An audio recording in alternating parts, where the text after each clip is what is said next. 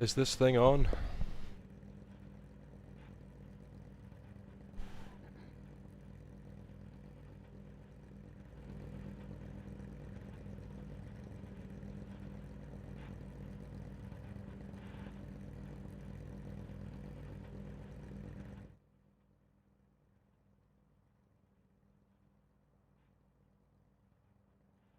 Why is there 2 live streams on YouTube?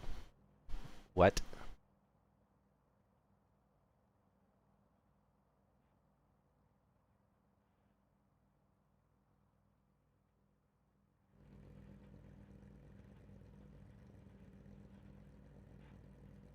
Hey Nikolai, how's it going? For some reason I changed some Twitch settings, like some OBS settings around. And for some reason there's now 2 YouTube streams up. And I have no idea why.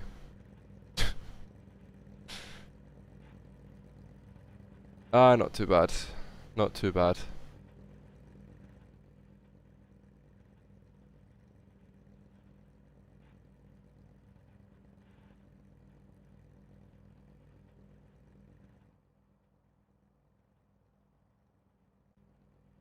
Okay, bud, green flag next time by. Line up on the right side. Not meant to be in the race, meant to be in quali.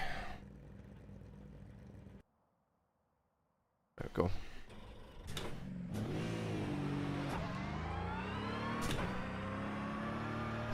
Yeah, needed a little bit of I-rating before Nerd 24, so hopefully have a good couple races. I think I'm gonna do.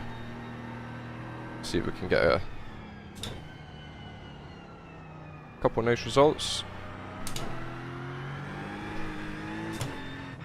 Yeah, I haven't done any laps in fixed. I'm not racing that. I'll just stick to the open stuff for now. I don't know what iRacing's obsession is with putting like really dodgy cylinders on the fixed setups. So the braking just feels really weird.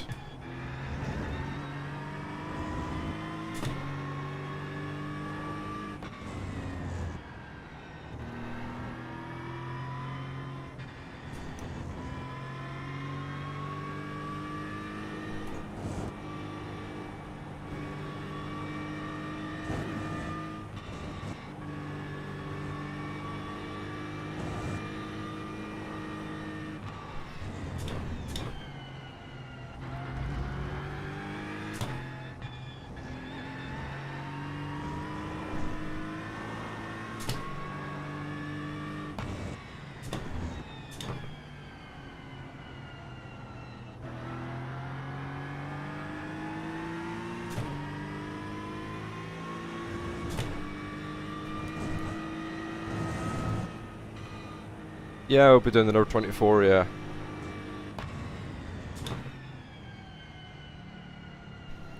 Yeah, so we got these Mugello races today and maybe tomorrow. Then we get NEC next Sunday. Green flag, green flag. And then Nerd 24 the weekend after that, so yeah, the next few weekends will be pretty good for the content stuff. Hopefully.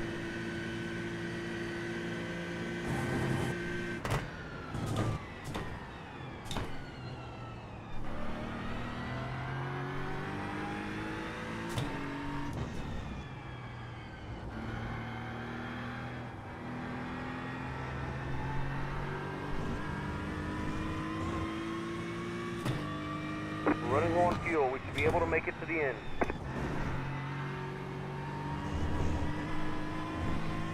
This was a brand new track to me until about 3 days ago, so I've been putting in a bit of work this week to try and learn it. I'm hoping we're okay. Ah shit.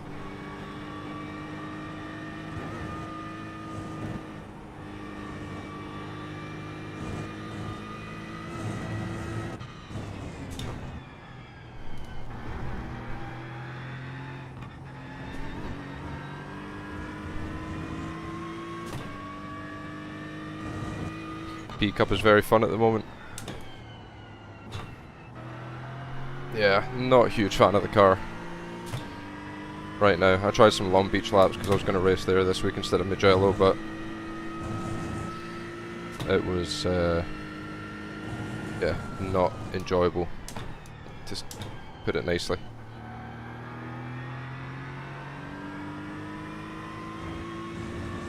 Hey Craig, how's it going?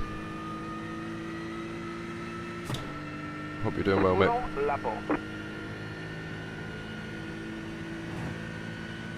It's not an ideal lap one.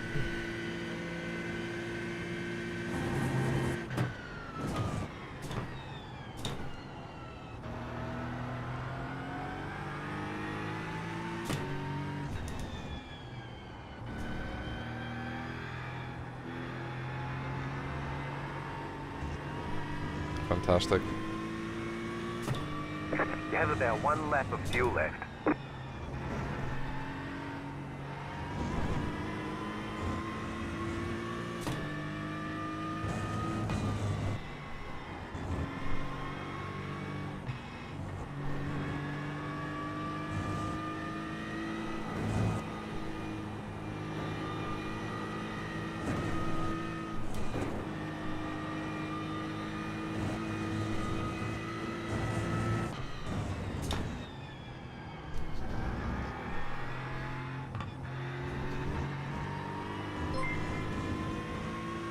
Hey Nikolai, thanks for the sub. Much appreciated, sir.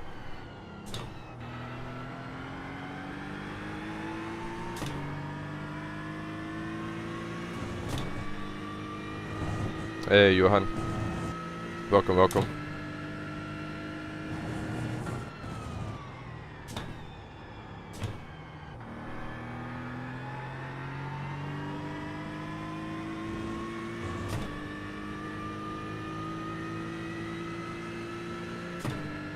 Deep in the tutorials, Gulag.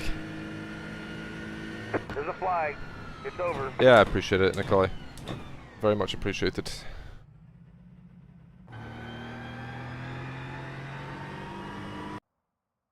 Actually, I need to sign up for the race, that would be helpful.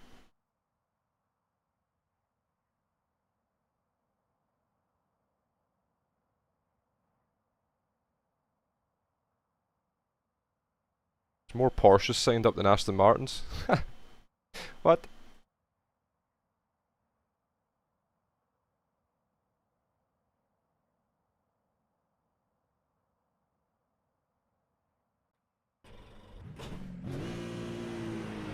I've actually seen quite a lot of Porsches in, on streams this week.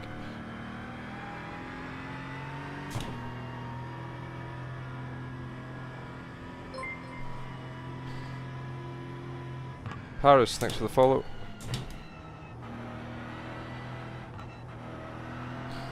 No, this is a Drago setup that I'm on at the moment that I've been working on this week. I'm wanting to get some setups out for subs next week, but with NEC prep and things like that, it might be a bit tricky. I can have a look at the schedules. I might put out like a P-Cup setup and a couple of GT3s, like a couple of the best GT3s kind of thing.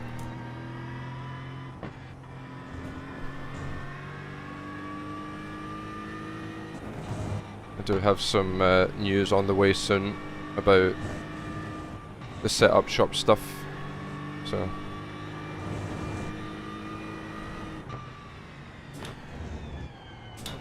yeah, exclamation point setups. I think I've updated all the commands and added some other stuff in, so I'm hoping all that stuff works now.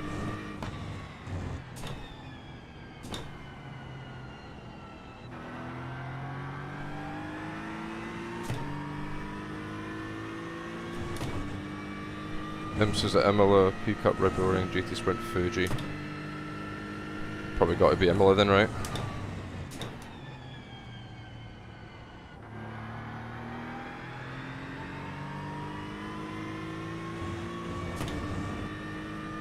Yo yo! Green flag, green flag.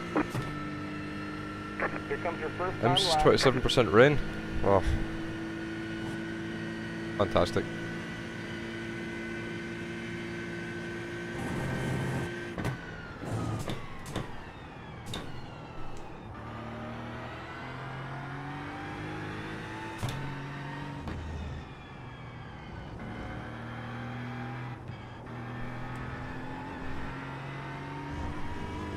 Running low on fuel, we should be able to make it to the end.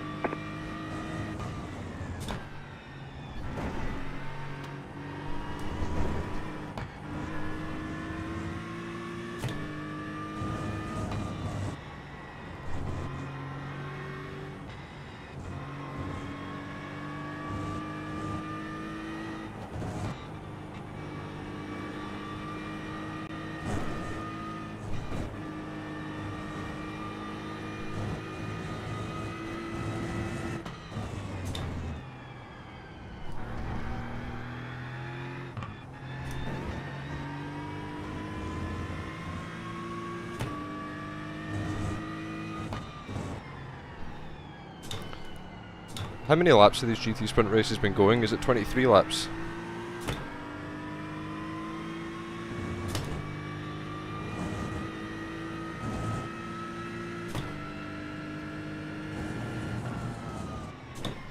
That's way too early in the brakes, fucking hell.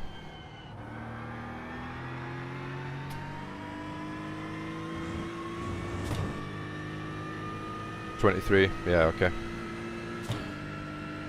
One more lap.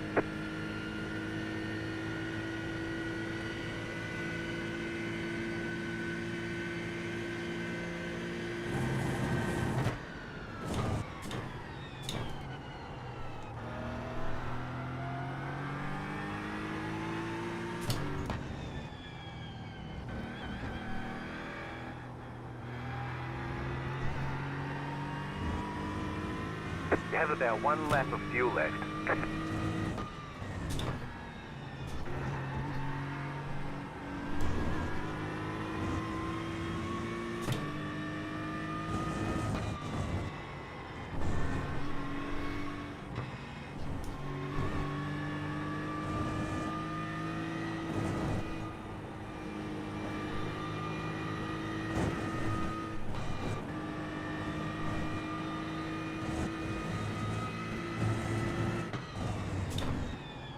I'm not unhosted.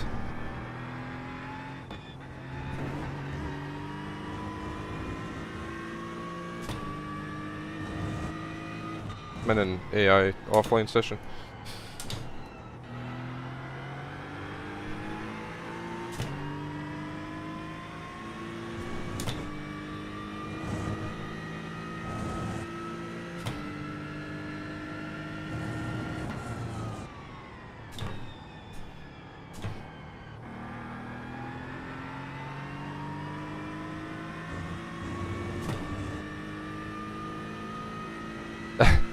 Nah, big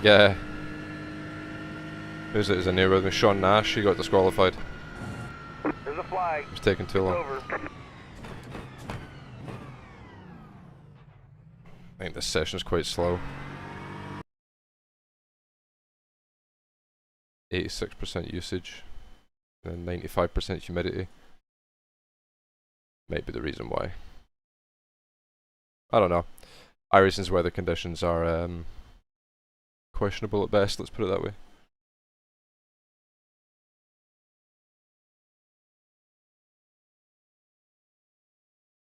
Right, time for a coffee.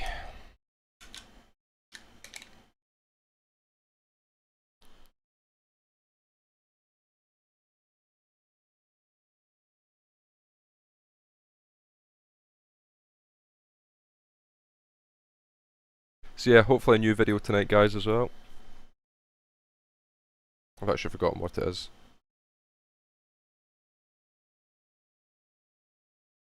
Oh, it's what'd you call it? It's a Nordschleife setup tutorial. That's what it is.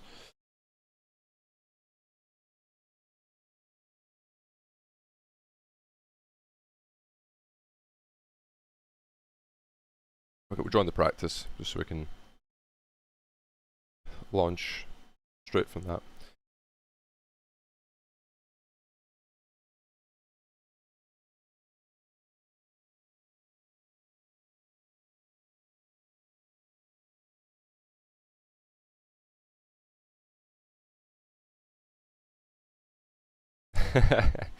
Yeah, I'll build Johan's setups for him. Nah.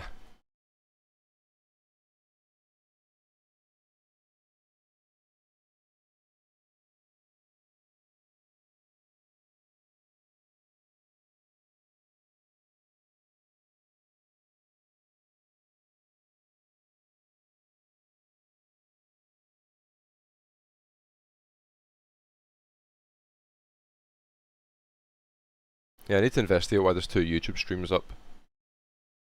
I have no idea why.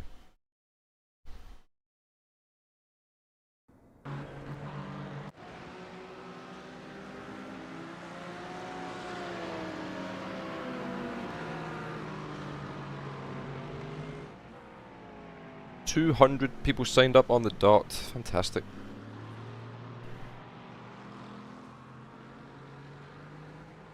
When will this race finish? Like around 4 PM UK, something like that. Ah, it doesn't line up with Rallycross. Shit. Yeah, the fixed Rallycross is at 1/2 the hour. That's unfortunate.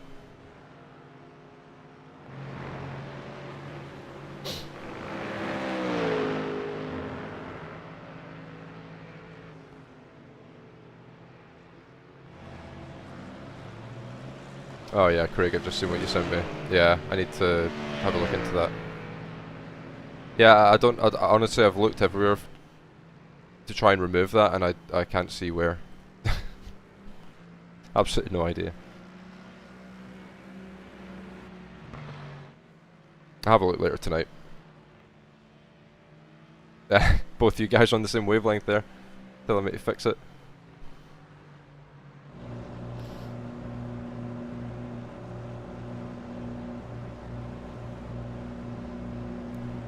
We're nearly at 2k followers as well. 110 away.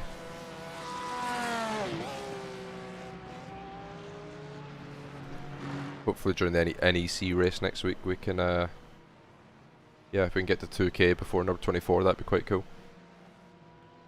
So if you're not followed already, hit the follow button. I'm not trying to hide it, no, it's just how I hold it.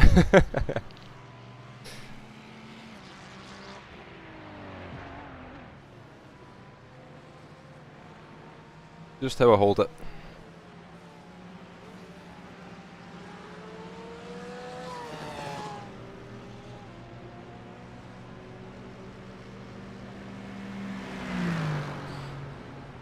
Come on, Grey Session. Please.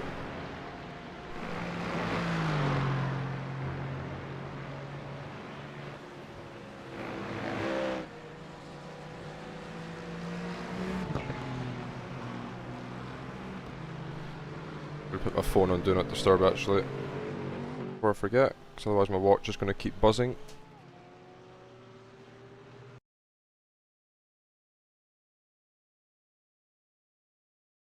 Alright, let's see who we've got.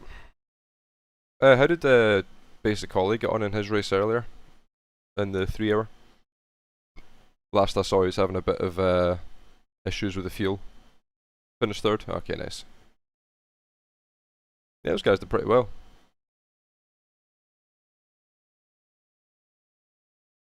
Yeah, I saw Ollie was busting up about that when he got out the pits. The fuel number changed on him.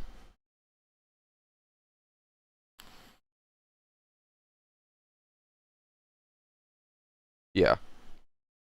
Yeah, it is what it is. It's good fun to watch. Good fun.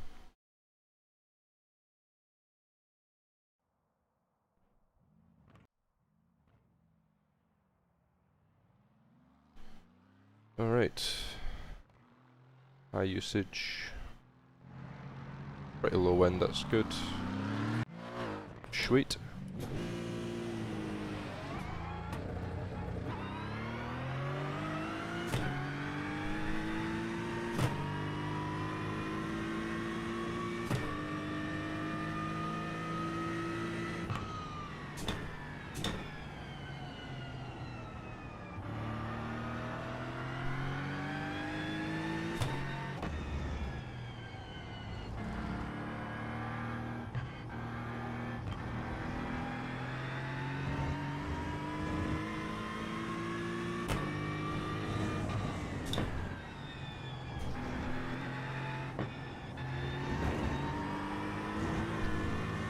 Wee.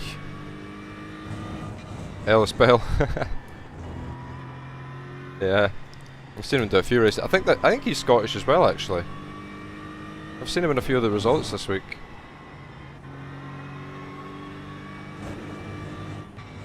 God, there's gravel everywhere. What are these people doing? I don't think they clean it for quality either, which could be interesting. Into Arrabbiato 2 and there's this big puddle of gravel. Yeah, it seems to be a common thing this week, a lot of people bringing gravel back onto the track. Every like, practice server I've done has had quite a lot of gravel on it as well. Jaromir, thanks for the follow. Welcome to the channel.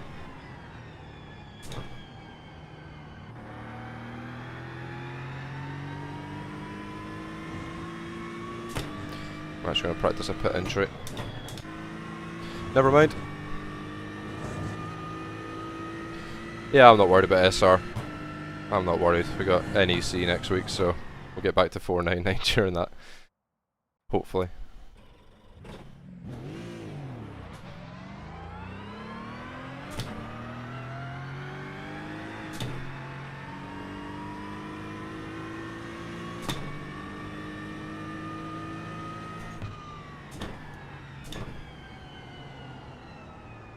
Yeah, Big Nigel.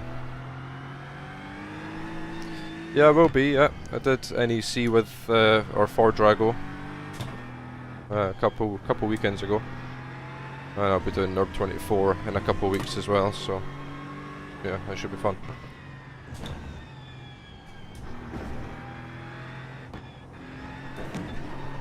Opa.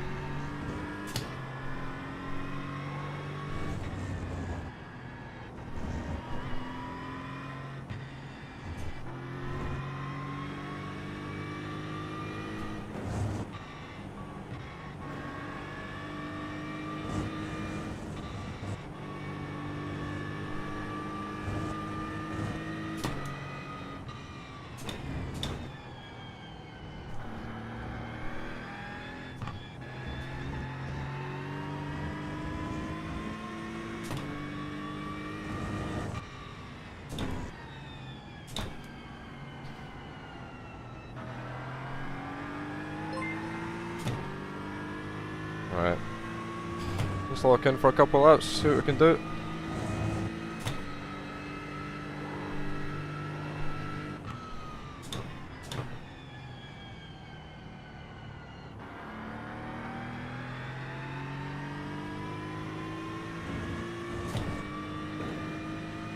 Low Endless, thanks for the follow. Green flag, green flag. Here comes your first time lap.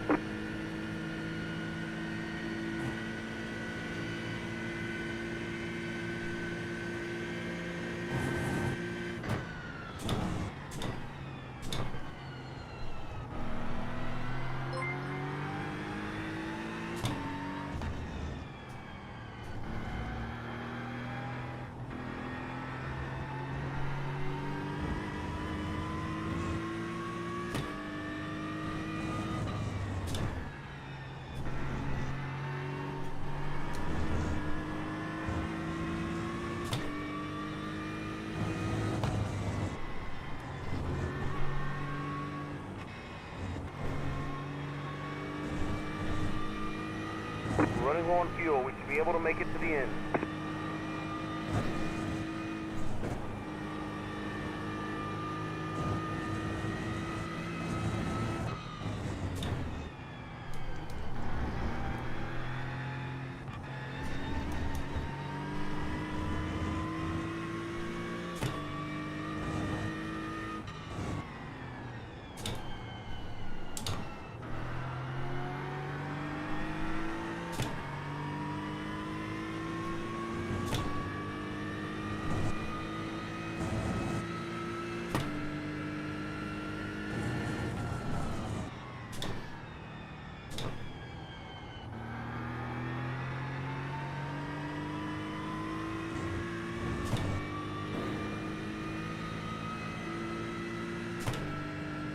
One more lap.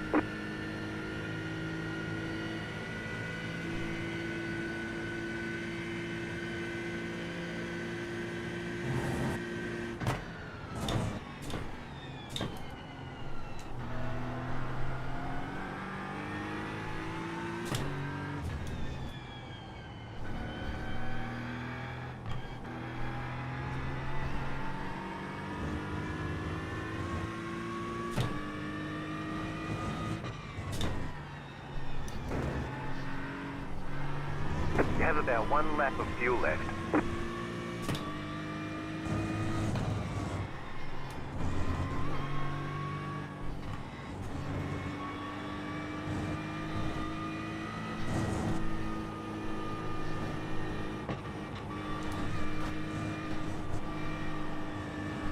Shit. Fuck's sake. Nice one.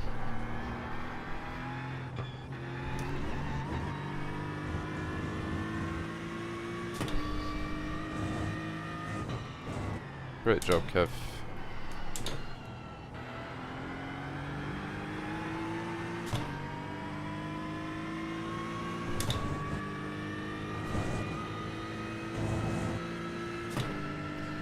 Oh, fucking hell. Why do I do this to myself every time?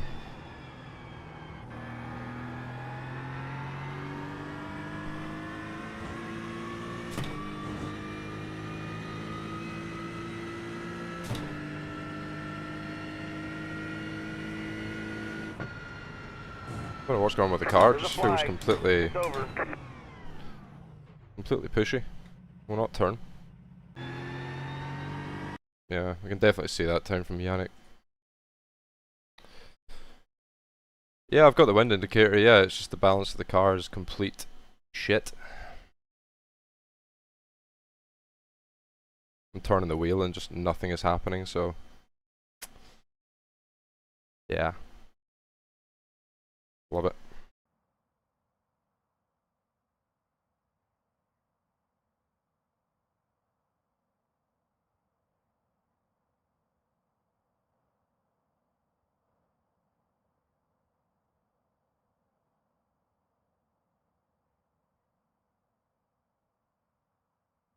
I think we got lucky there.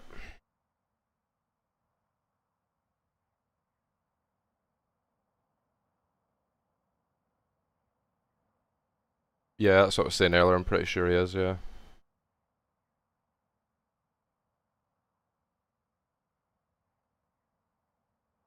A living smurf, yeah. Well, we got a bit lucky. Yeah, I don't know, Yannick's pretty quick. He's been grinding this week, so...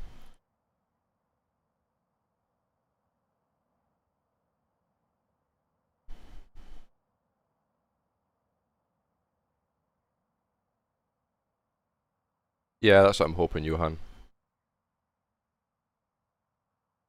I think realistically I was probably looking at around Yannick's time, maybe a little bit slower. But I could feel straight away there was a lot of grip, and then as soon as I got out of T1 it felt good, and I got into the second chicane and it just started ploughing. So as soon as I try and push entry whatsoever, the front tyres just explode. Very, very strange feeling to say the least.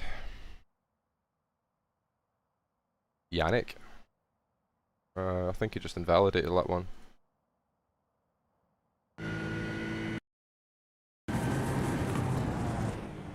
Yeah, he just invalidated, I think. Because he's pushing here.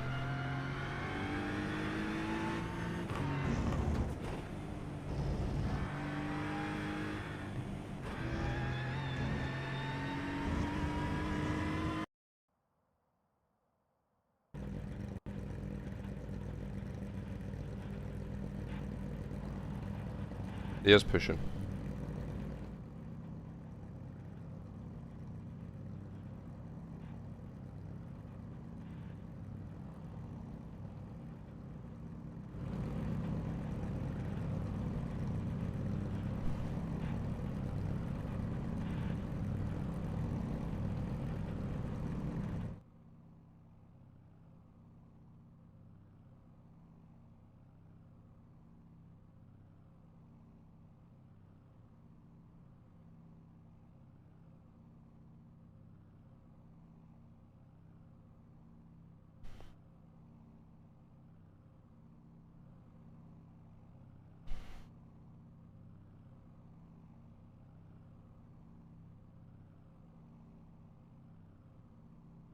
Yeah, maybe. Maybe. I watched a race earlier this week and he was doing a double push. He wasn't doing like a double prep lap, so.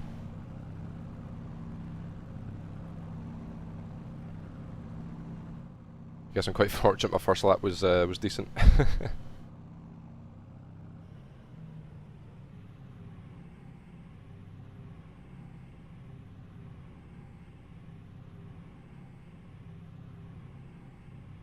Potentially, yeah, he potentially did that.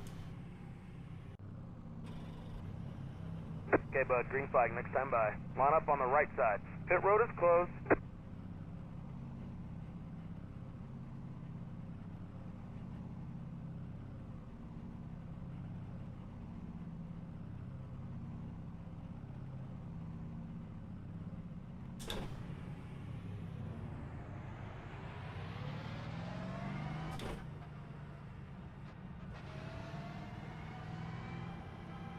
Catch stop 2, car.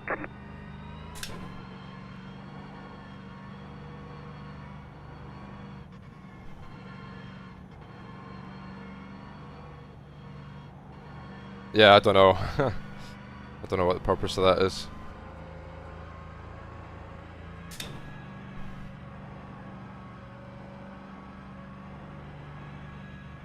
I've just dropped my FFB completely for the outlap.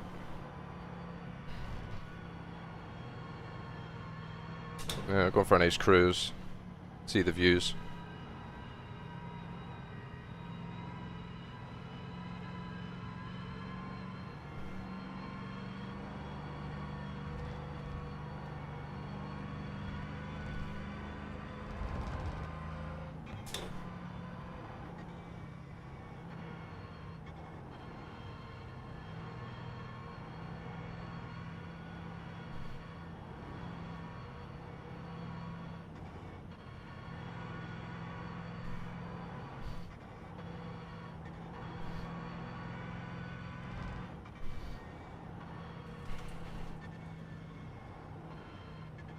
I love the new Sahara simulator we have here.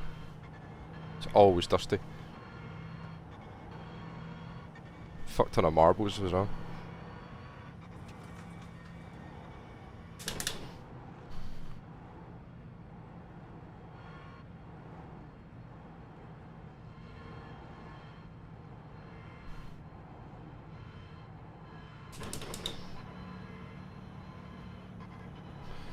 Yeah, the bob's spot on, yeah.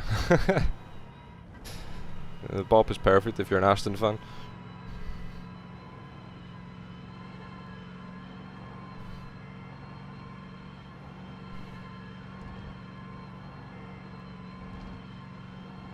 Yeah, the guy, I didn't see that. There's a guy in the Fifi.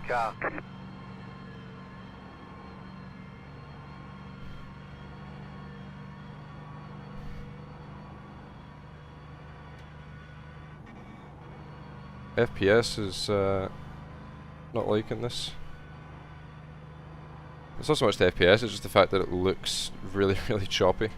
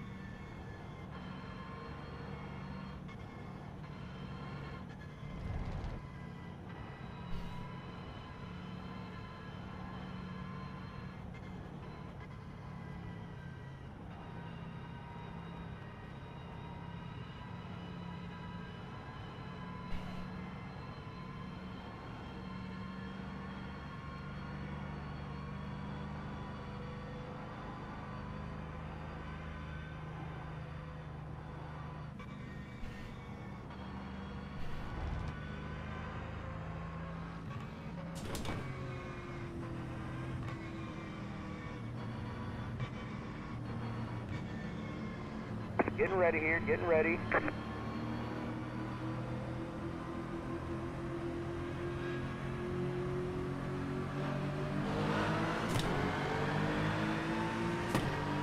Okay. Green flag, green flag.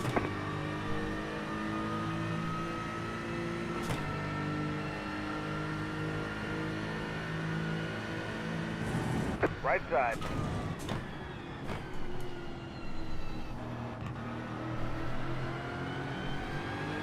Clear on the right.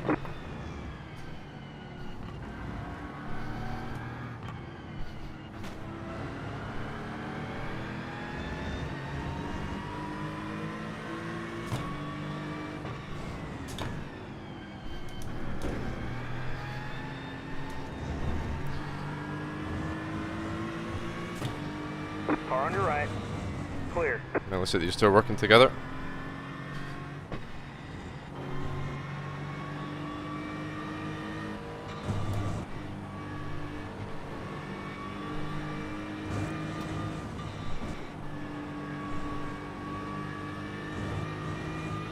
Yeah, he's giving him a countdown and now Yannick's let him past and now he's magically driving slow.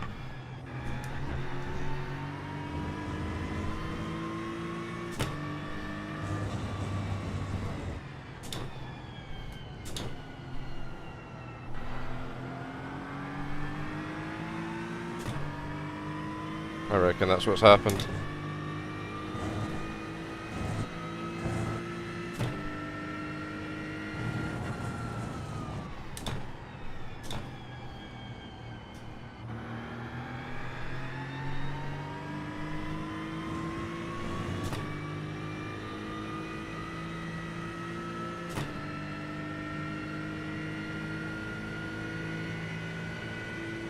Yeah, looked awfully like Yannick let him go.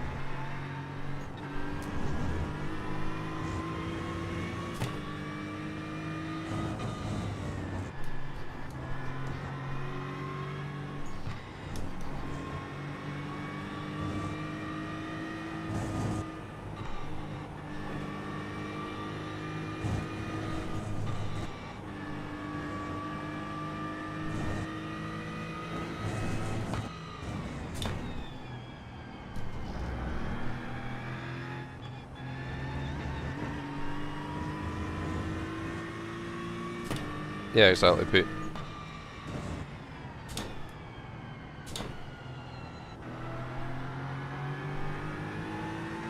All's fair in love and war.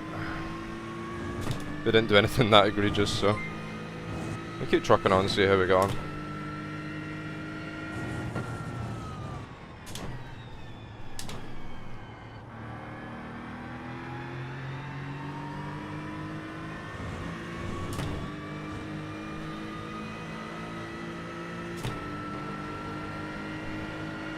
Right side.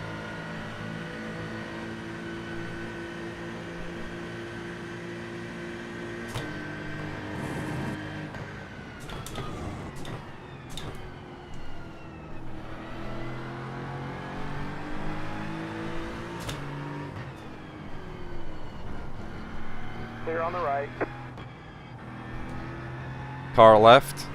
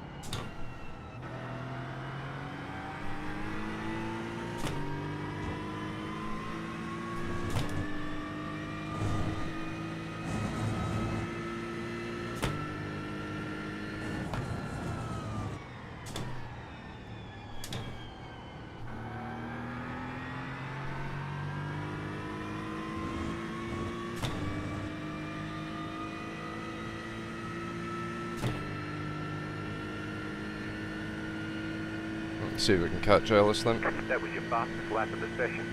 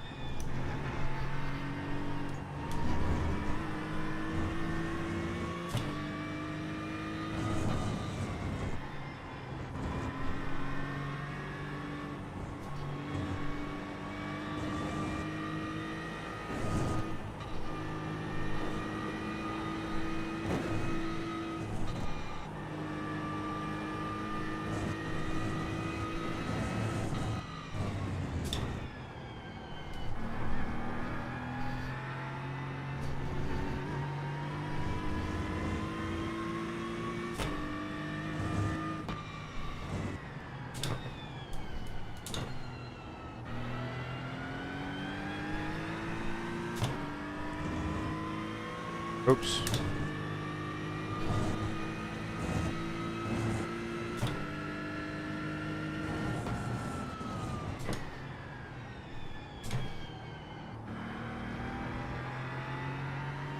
That was really bad. I drove out a little bit.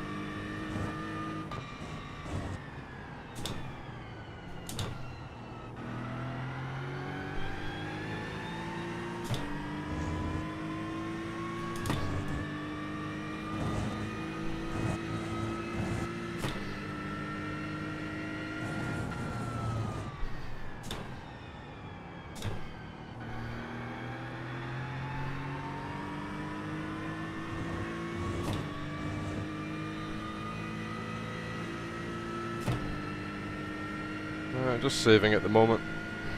I've noticed that Yannick's catching us though, so can't sit around here too long.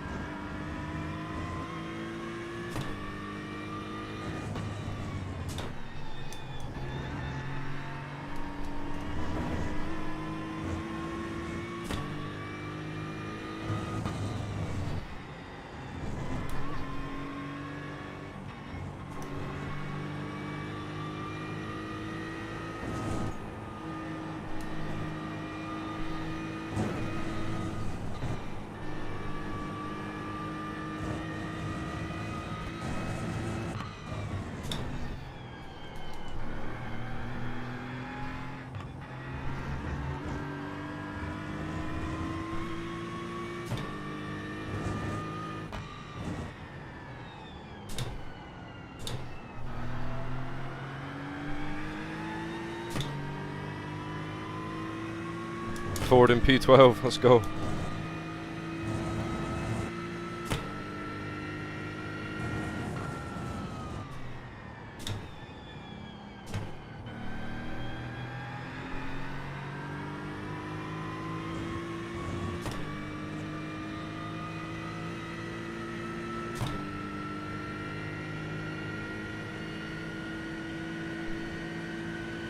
That was your fastest lap of the session.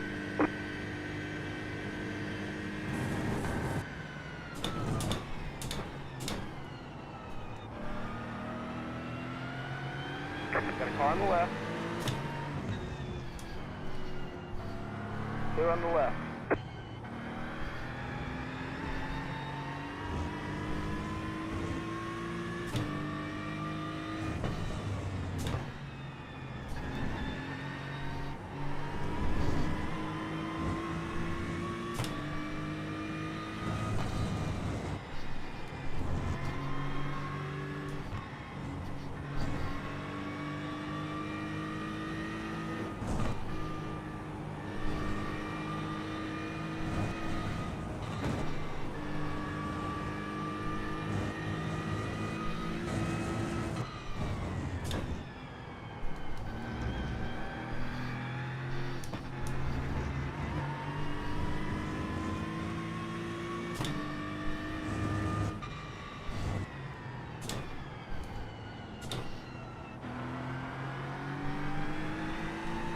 Yeah, I think he's fried his tires a little bit.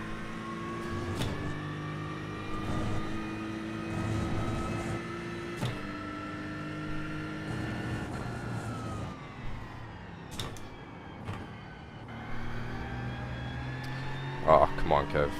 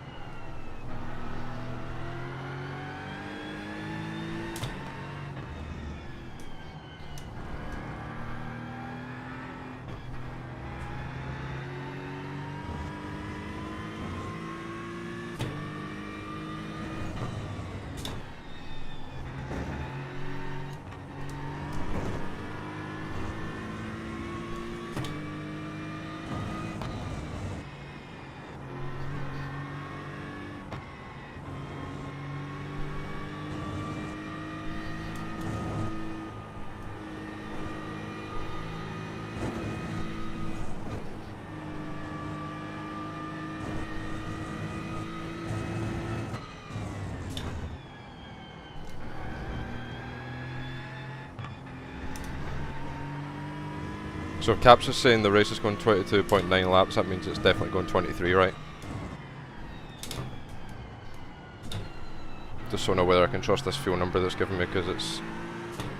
yeah, 100%, right, okay.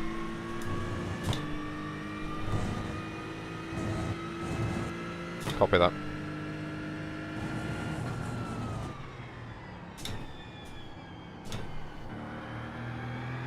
saved a lot more fuel here than I anticipated, so the refuel is like 2 litres lower than what I was going to put.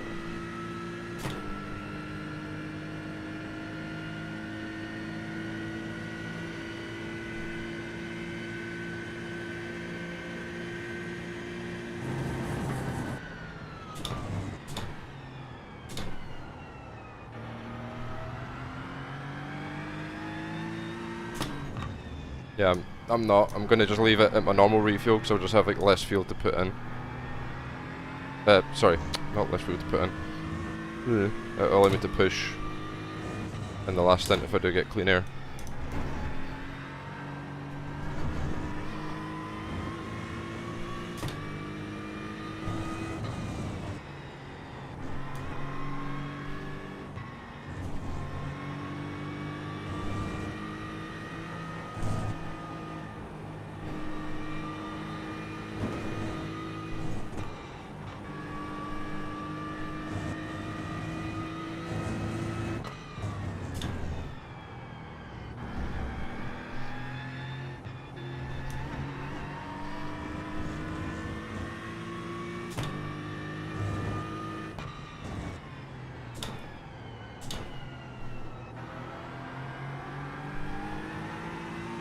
Yeah, I'm slightly concerned that Yannick thinks I done him wrong there, and he just absolutely bombs one on me.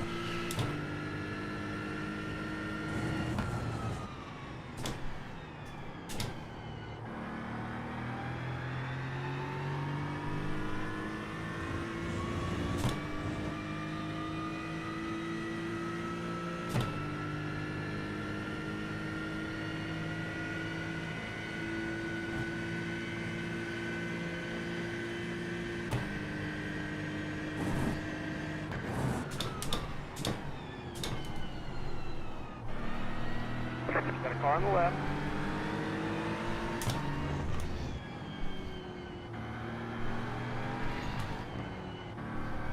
Clear.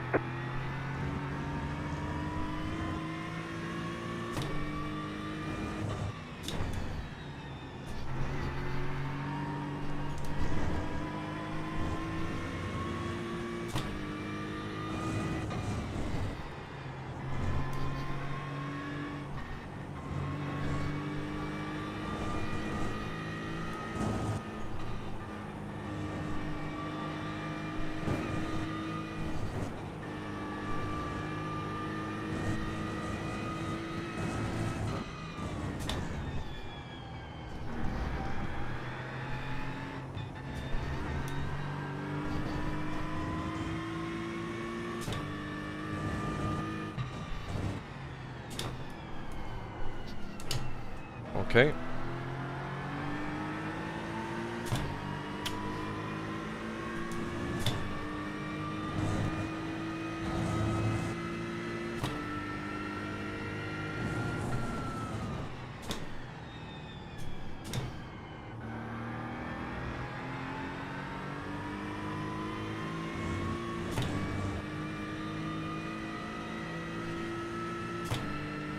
Didn't do the tires any good.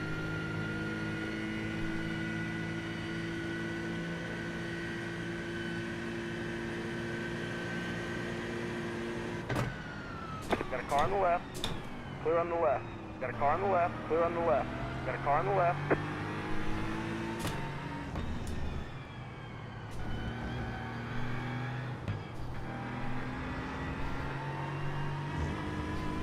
The car looks fine. No damage to report.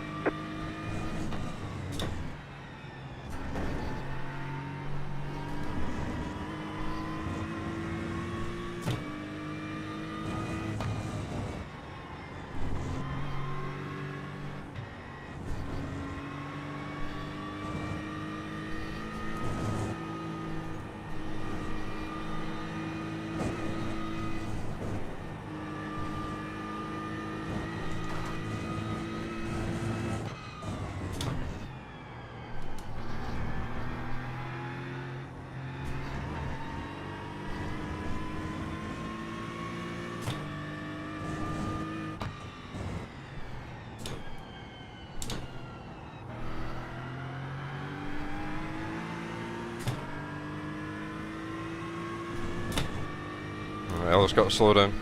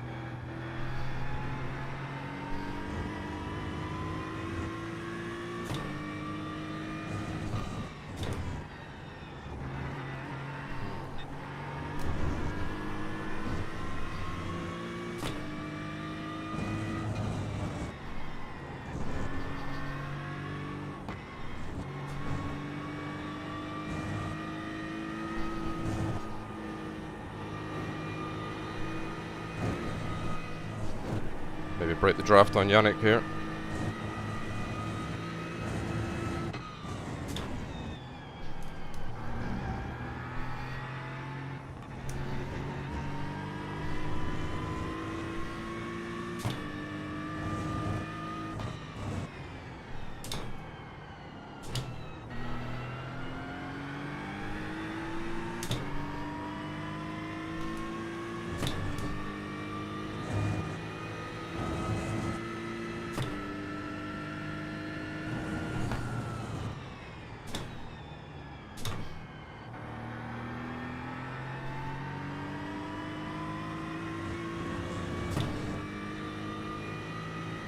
Not quite.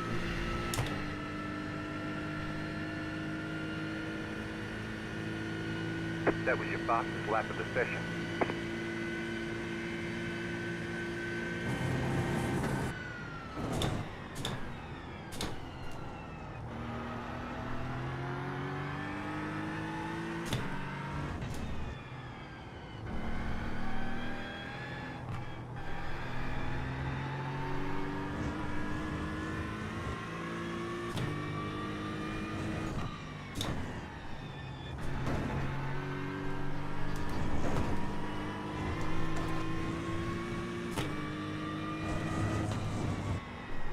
It's close to a slowdown.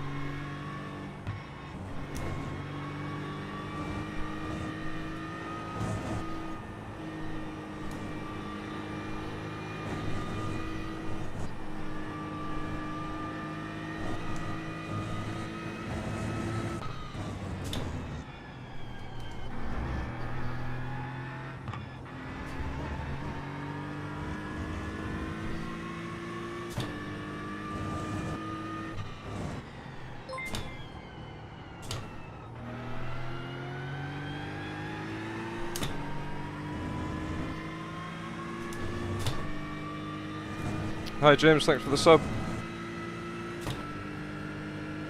Hope you're doing well, buddy.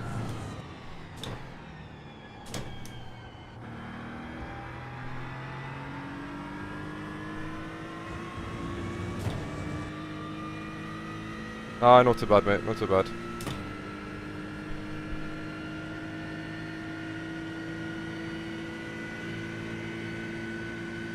Yeah, a couple tidy laps, I reckon we can drop them.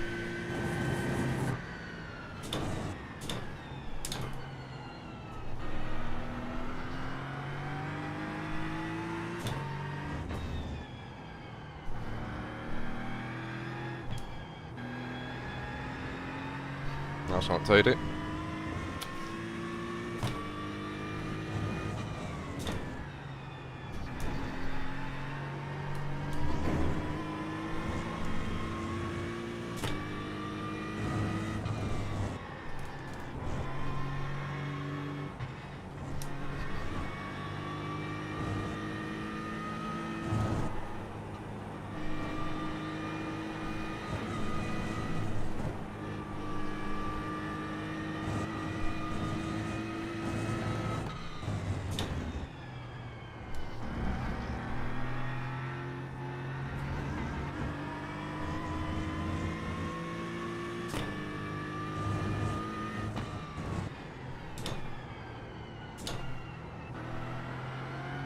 Yannick just get a slowdown?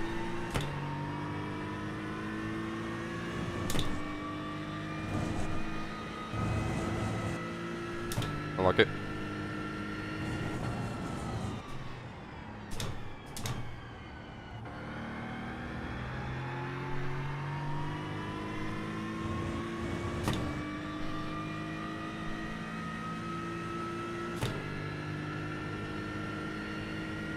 That was a terrible lap, that one. Right, 2 laps, let's go.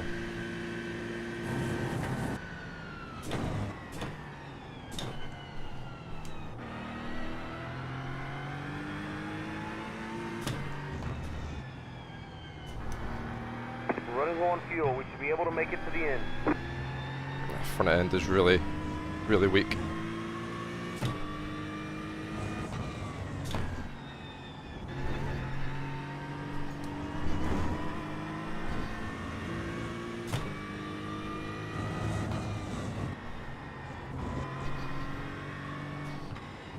Need a bit more rotation.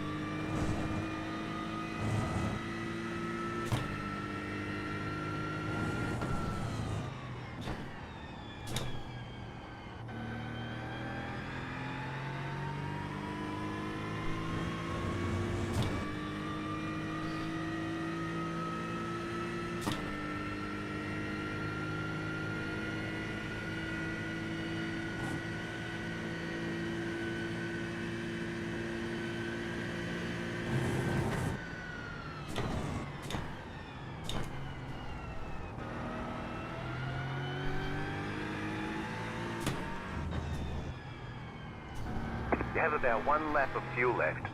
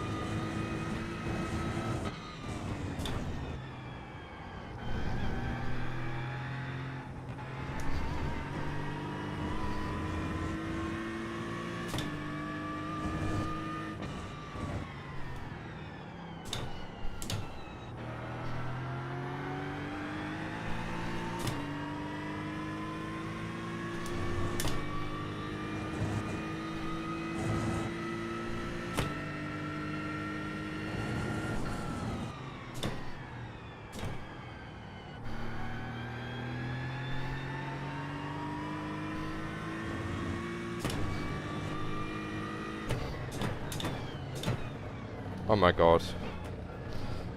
Why did it stop so early?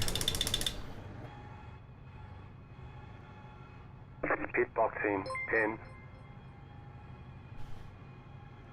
5, 3, 2, 1. Right here. Fuck's sake, what an idiot. Hey, thanks for the raid. Much appreciated. That's it, go.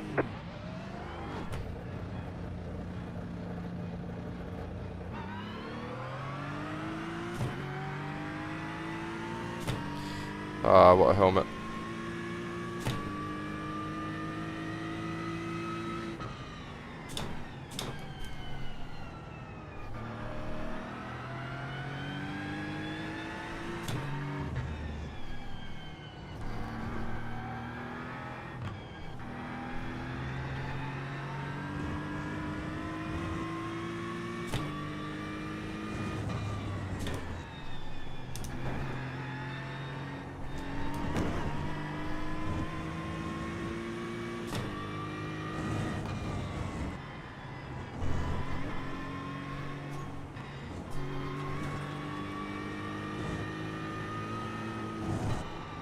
Oh my god, car.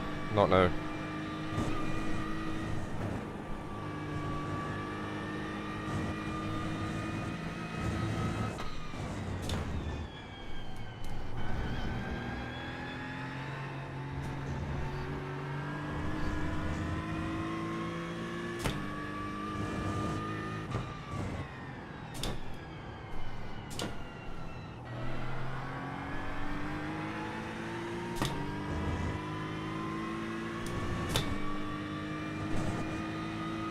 Potentially, yeah.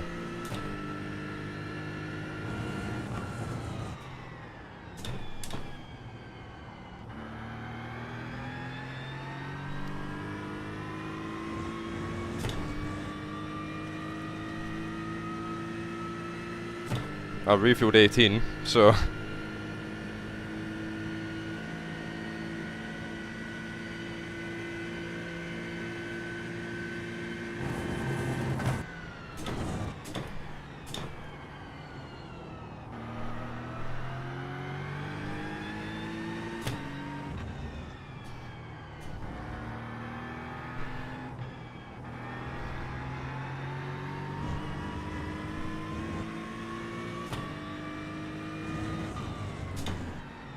What's going on in this corner?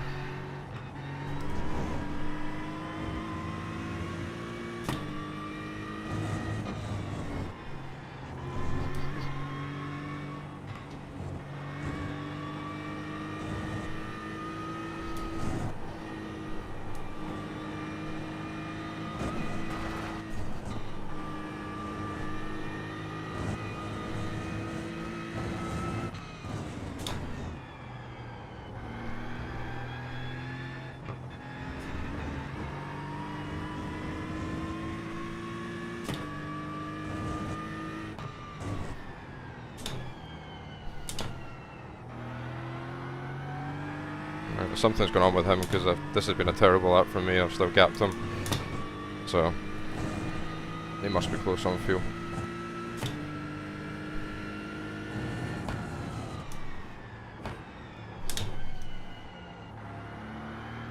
Holy fuck.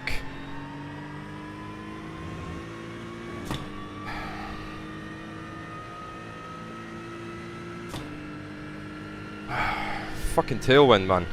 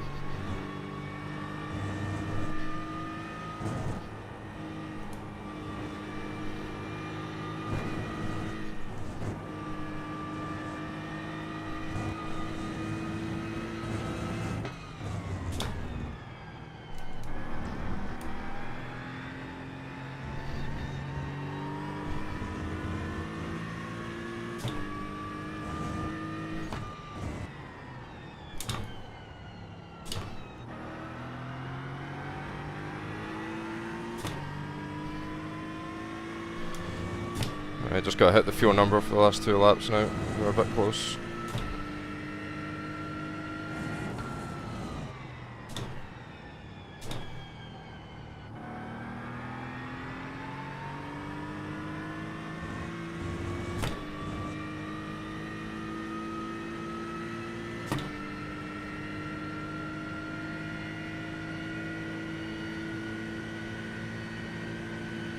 We're running low on fuel. We should be able to make it to the end.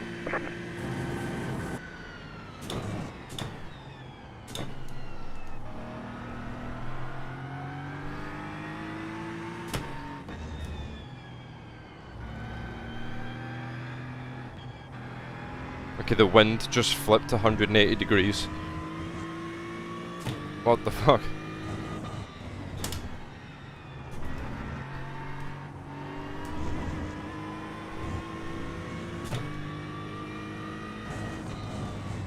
It flipped like mid-corner. That's so trippy.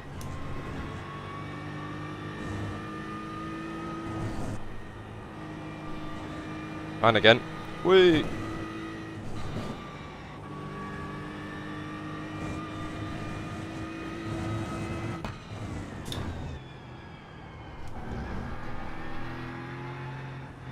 We're all actually just little Hot Wheels cars racing inside a wind tunnel.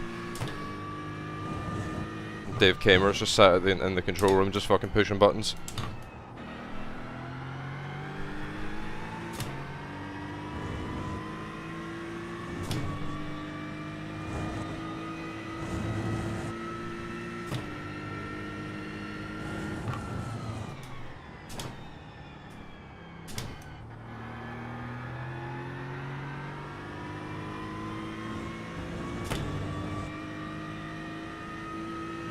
One more lap to win. That's a slightly better lap. You have about 1 lap of fuel left.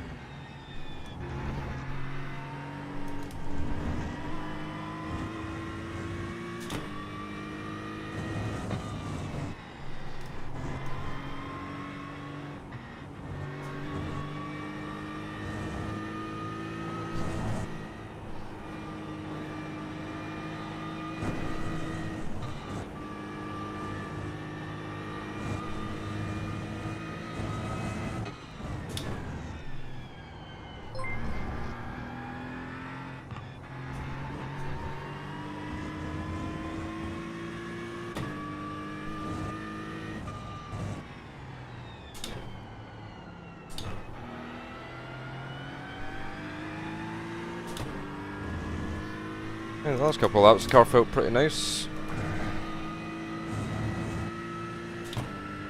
Yeah, 23 for a win, it's not bad. We will take those.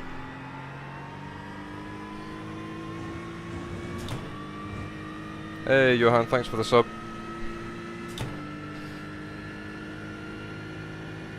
Yeah, very nice. Happy with them. I'll have a look at the incidents with Yannick and Ellis and see if any of them were my fault. Whoa, Craig! W's in the chat for Craig. Thank you very much, mate. 20 gifted. You are a legend.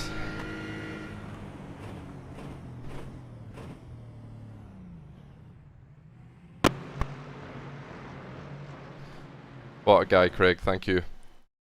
Oh. Got a congregation of sweat under my hair. Ugh.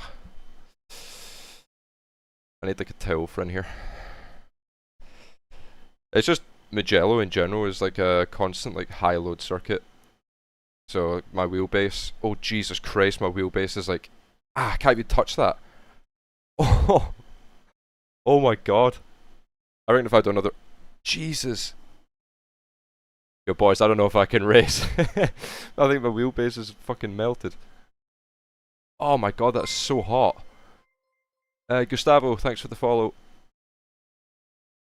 Jesus Christ.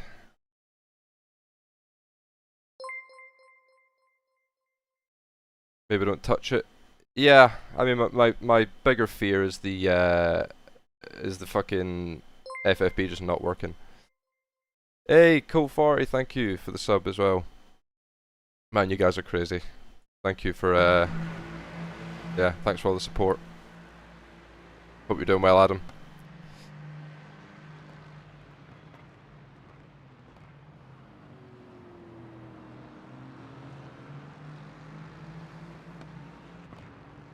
Oh, Jesus. That was fucking netcode.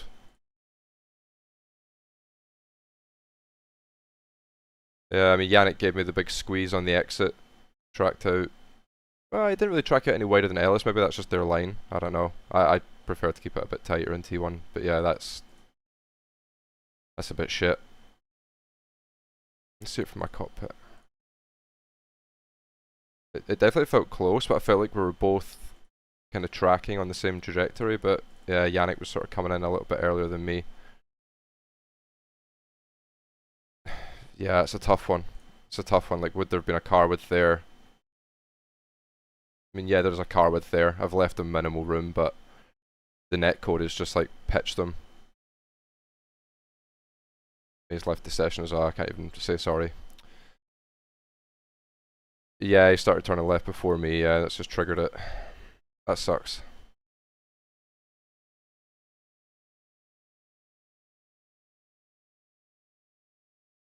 Good save though.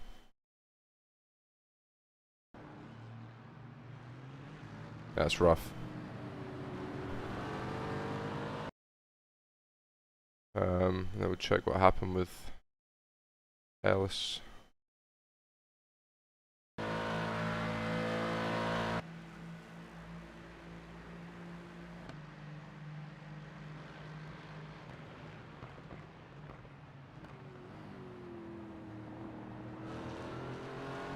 Sort of scared him off the lane a little bit.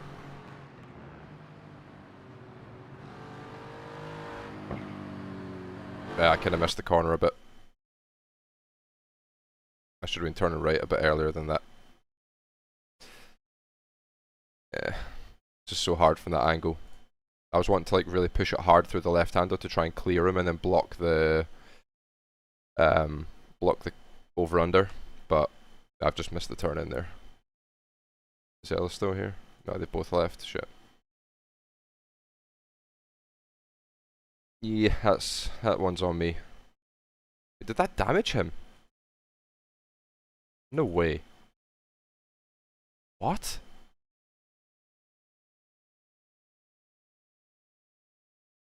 iRacing? How does that damage his car? What? What the fuck is that? Yeah, because after that contact, his pace just fell off a cliff. Man, there's no way. I feel even worse for that now.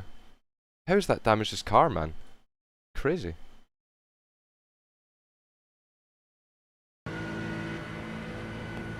What's his straight line speed? His straight line speed looks okay. He's getting bump drafted though. Ah, man. Well, we did some hard racing. And, yeah.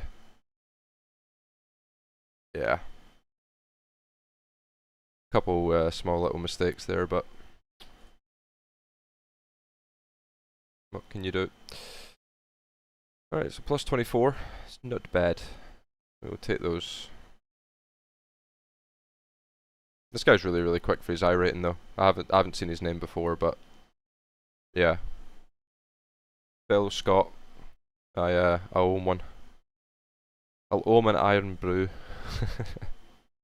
As an apology. Yeah, pace wasn't great. 44 ones, but I was behind Ellis at the start. So I was just kind of chilling. for the most part. But yeah. Yeah, sorry to Yannick and Ellison for that. It's it was not the intention. Right, what's next week for GT Sprint? Not that I'm racing it, mind you. Fuji. Yeah. That is yucky. Hated it in Rensport. It's probably slightly better in iRacing than it was on Rensport, but that's not saying much. Oh, we've got a hype chest. Open. A pack it up emote. Teddy bear. Fair enough. I don't even know what those things do. But yeah, this is the big one, boys. Next Sunday. This is what we'll be racing in. NEC. Rain possible, but unlikely.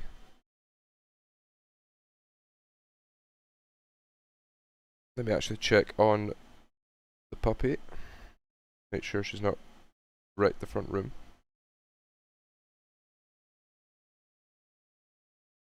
She is using the printer as a cushion. Fair play. Yeah, no worries, Craig. Thanks for stopping by, and thanks again for the gifted. Yeah, I need to fix that D-license. Honestly, when the road stuff calms down a little bit, I'm gonna try and get the dirt oval to D class to A class. Definitely need to work on that. We've had a small issue. 725 oval starts and 535 road. Shit.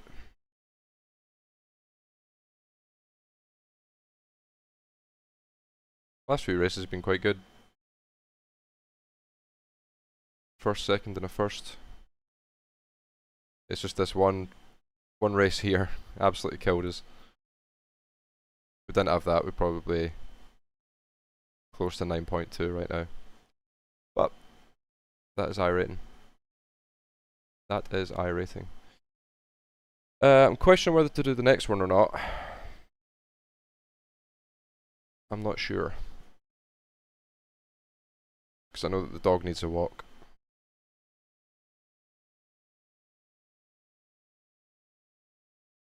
You did some farming this week?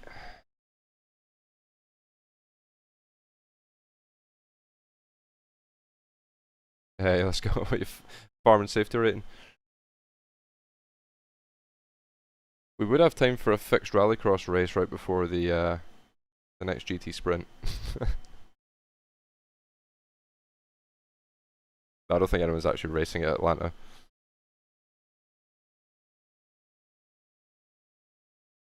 No. One person signed up at 10:30 AM, and that was it.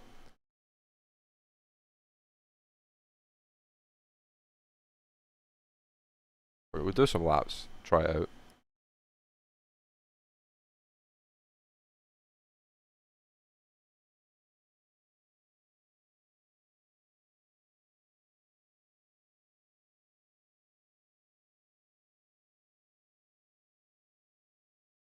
This used to be my favourite rallycross track, actually. Very, very good track.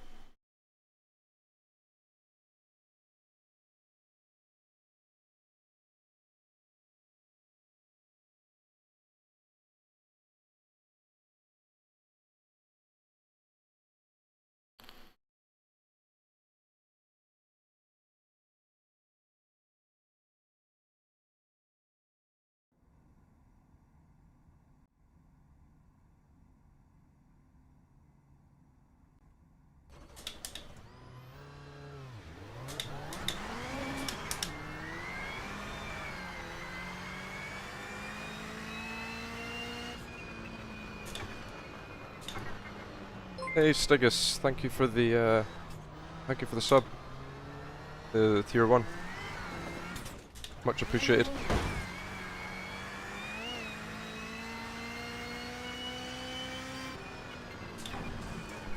Opa.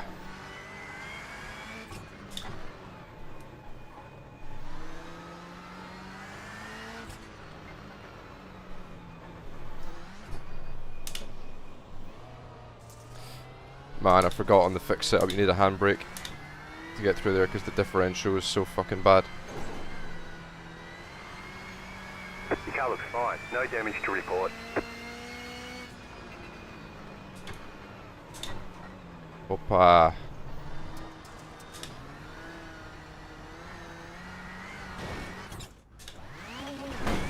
Whoa! Your car looks fine. No Jesus damage to report.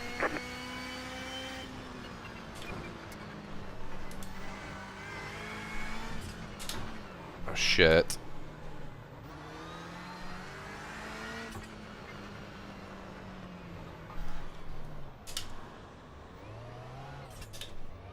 My god, in the World Championship it used to take that in fourth with no handbrake. And the fixed setup it's just sliding. No, that was my car, Pete. Yeah, I've got that on my YouTube actually, it's just unlisted. It turned into like a Super Hornet fighter jet.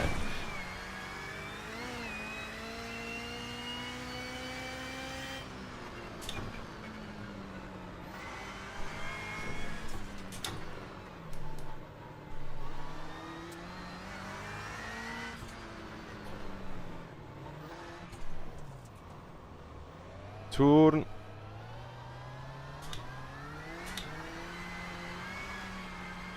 This corner's so satisfying.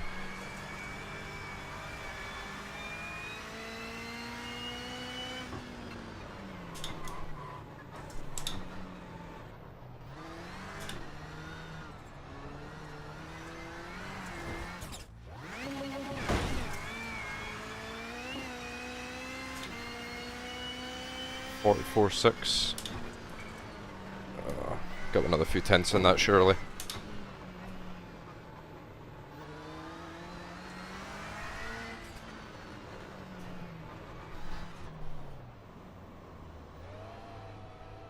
Oh my god, this differential is so bad.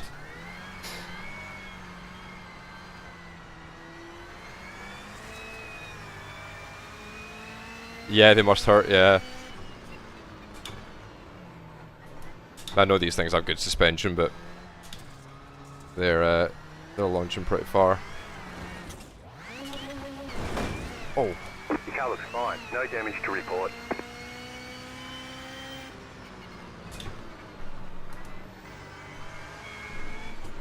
Oh my god. The fix setup here is shocking. Shockingly bad.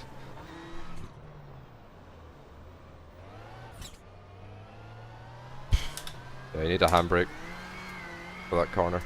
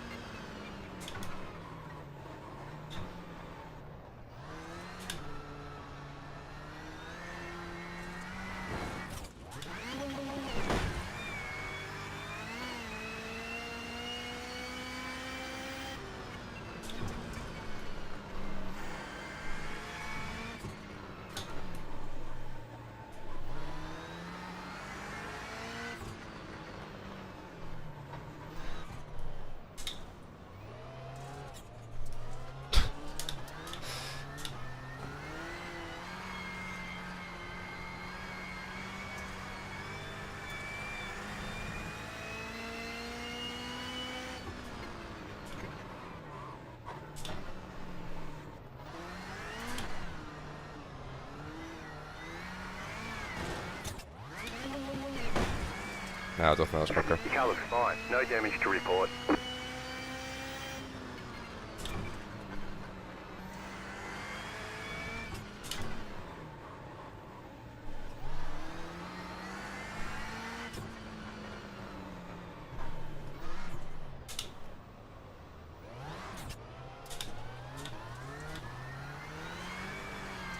There we go.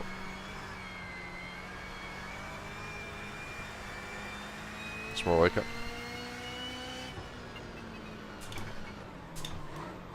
Oh my god.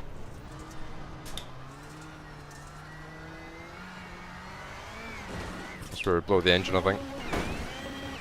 The car looks fine. No damage to report. I'll see if I can recreate that that clip, Pete. No. They said you cut the course. I don't think that's a collidable object anymore. That fence.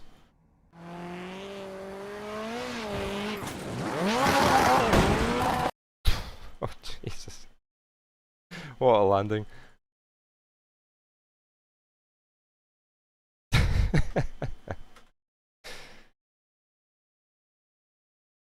I think I did like a 44.2 around here.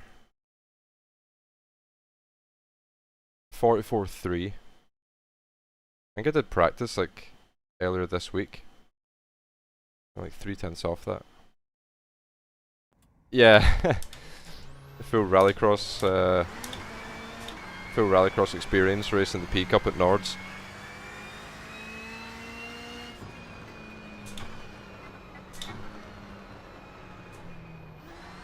I'm pretty sure these cars are still on the V6 tire model from like God knows when, whenever they came out.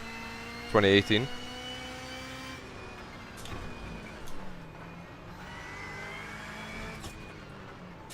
Yeah, like I've got so much more grip now that I've reset. Got the lower pressures again. And the cooler temps. Oh my god.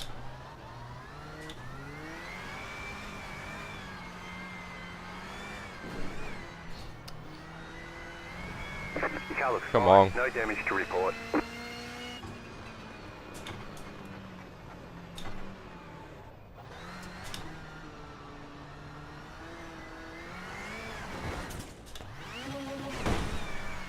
The car looks fine. No damage to report. I'm just paranoid I'm going to blow the engine up.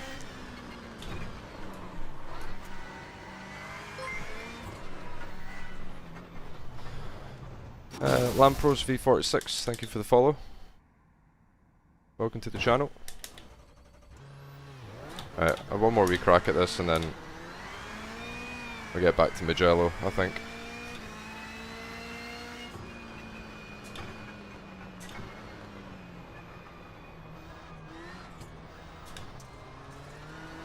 Yeah, Lampros. Oi! Hopefully you're having a good Saturday.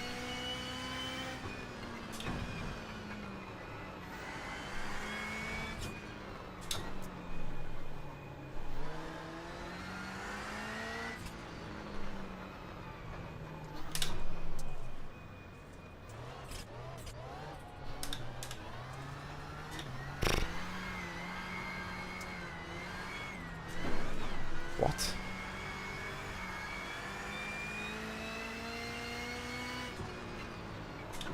Weather got decent, yeah. Yeah, the weather's been good here today as well, where I am.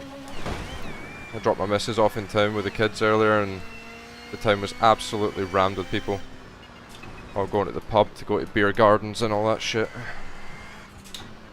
Absolutely rammed.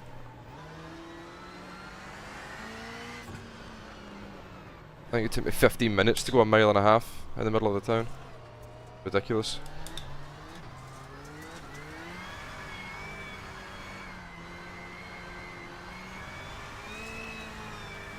I live just outside Leicestershire, or in the outskirts of Leicester.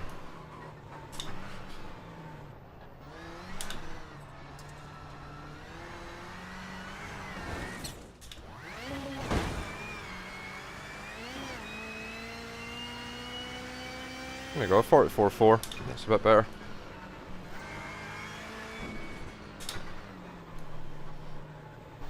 Ah, it's more like it.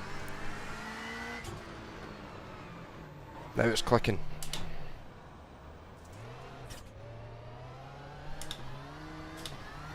No.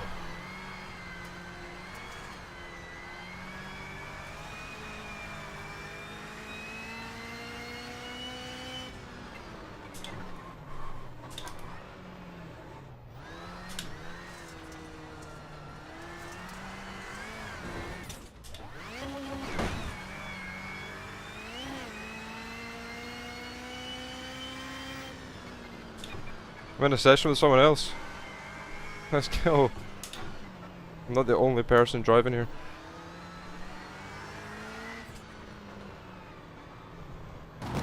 Uh-oh.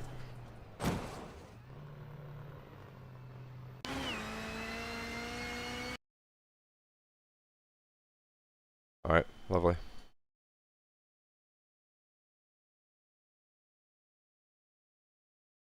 That's my rallycross skills sharpened up in case a new series comes out.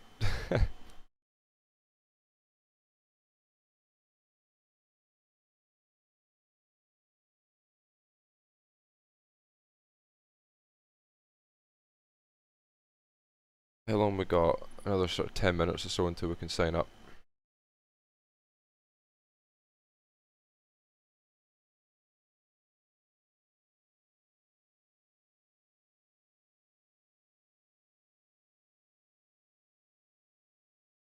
Why is it not showing my Drago paint on the U either?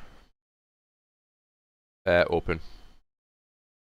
I hate the GT3 fix setups. The brakes that are on them are just ridiculous. Like if you could change the master cylinders and the friction, the 300 I rating, bro. What?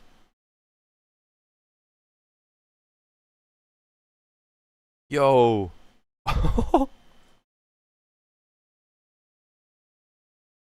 Yo, what the fuck? This guy's insane. He's won 2 races. Yes. Wait, he's not done a race since 2025. And before that it was 2024.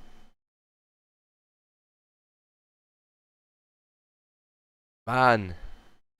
He's come out of retirement. That is insane. 300 I rating with an A license. What the fuck?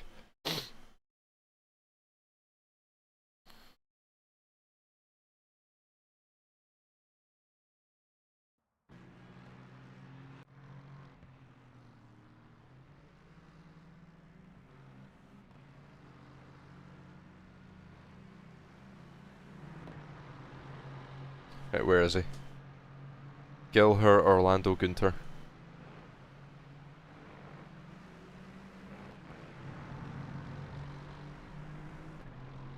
Come on, boss.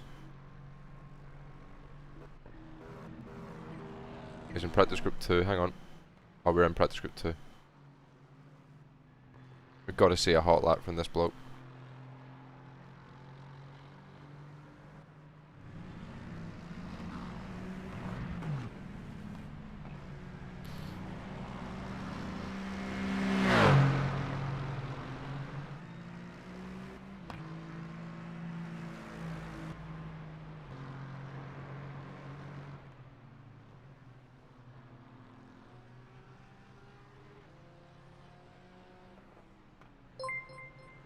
Somasim, thanks for the prime.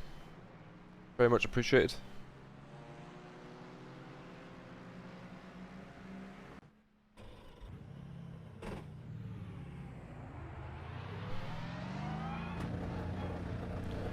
Right, I'm actually going to drop my FFB a click to try and stop it from like fully killing my wheelbase. I've never felt my direct drive be that hot, ever. Genuinely, it touched my hand. I touched it with my hand and it burnt my hand. Like, the best comparison I can make is that, you know, when you make like a cup of coffee or something and you've just put the boiling hot water and you touch the mug, that kind of temperature, that's how hot it feels. Well, I've got like 100% max force in the software, and then in the sim I've got it like maxed out to where it's not clipping. So it's basically working, you know, as good as flat out basically. And there's like a lot of like long loaded corners here as well, which I think probably makes it worse. I don't know. Be interesting to see if it catches fire in the NEC race on Sunday. That'd be quite good for content. Super Cow, thanks for the prime as well. You guys have come out in force today. Thank you very much for all the support. It's really appreciated.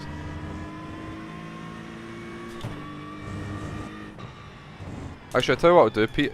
I'll check the VRS software. We'll check the debug menu and see how hot it is. Once I've done a few laps here.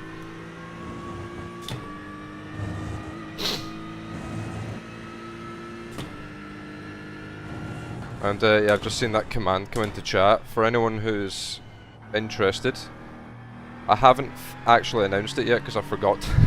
I forgot to announce it on socials and in my Discord and everything before going live. But there's a Nürburgring 24 performance package. So obviously with Nürb being about 2 weeks away, it costs £200, but you get a full data pack with setups and telemetry.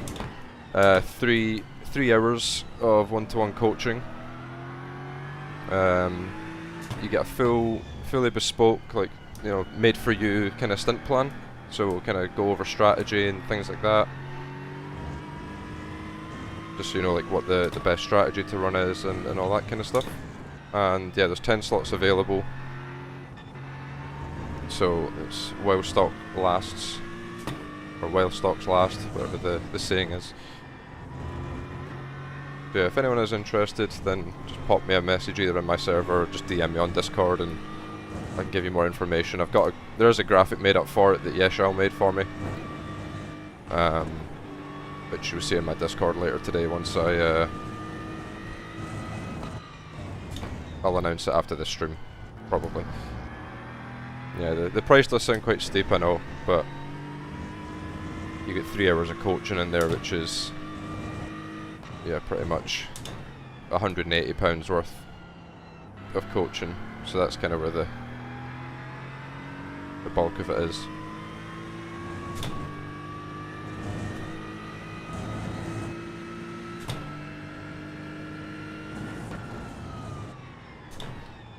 Yeah, the slightly lower FFP actually feels a bit nicer, to be honest.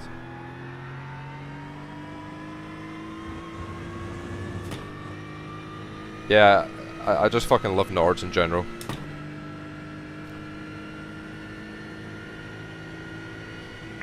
Yeah, I'm suffering from the same thing, to be honest, Soma. It's yeah, a similar problem for a lot of us. Like, the Aston is just quite numb. It's not very good at low speed, it can be quite snappy. And the front end can be quite numb as well, which is something I'm kind of struggling with this week so far, is just feeling the front end. Yeah, that's another thing. It's got a really nasty turbo lag. So that's kind of what makes it shit at low speed. Like, you'll pick throttle up and it's like, oh, I've got traction, and then the turbo kicks in and then you spin. So you've got to kind of... I don't really know how to describe it, but yeah, you've got to kind of drive just expecting a snap all the time at low speed. It is a really, really tricky car to get on top of, but in general, like, I'm really enjoying the car now. I've kind of gotten used to it. I think the Merc is my favourite and probably always will be my favourite GT3. But the Aston right now is a very close second.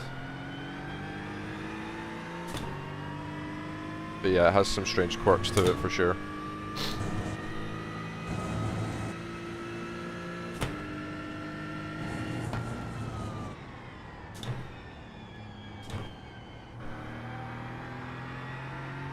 Oh, Pete, did I tell you about the video I found the other day? What was that about fixed braking to low force? It's the master cylinders and the fixed setup. They basically make it to where you can, the peak pressure is like 40% and then the ABS starts kicking in. So yeah, it's like really, really bad.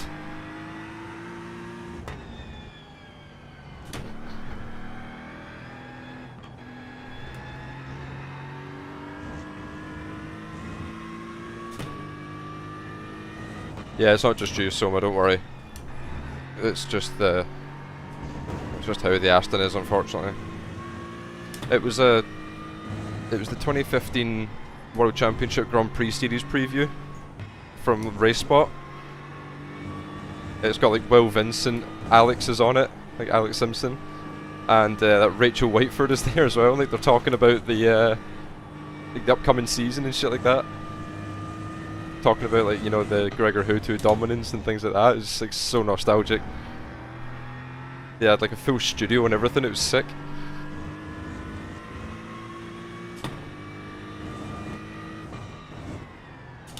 Yeah, proper throwback.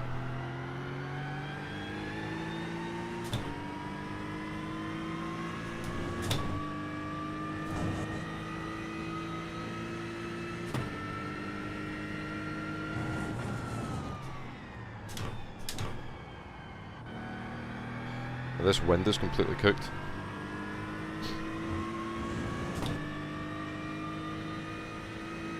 No, it's not a 30-minute docu-series, it's like a 1 hour minute 15 podcast where they're talking about the 2015 iRacing Grand Prix World Championship. And I remember sitting watching it way back before I turned pro, because I used to watch the Grand Prix series, and it was like, yeah, it was really cool.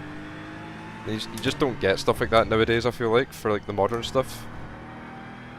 You know, if you look at sim racing back then, you'd think, you know, by 2025, 2026 it'll be, you know, full productions, like, you know, properly crazy stuff, like big hype, a lot of viewers.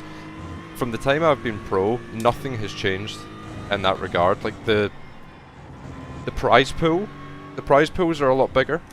But in general, like the viewership and everything is the exact same, and the quality of the broadcasts hasn't improved, in my opinion. Like they're basically the same. I really don't think sim racing has progressed very far in that regard over the last decade.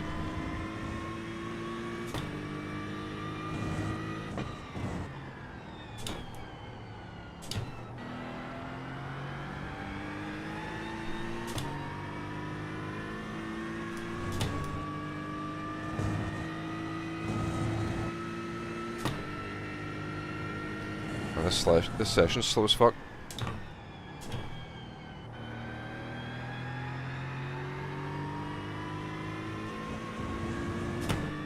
Fucking mid 44s.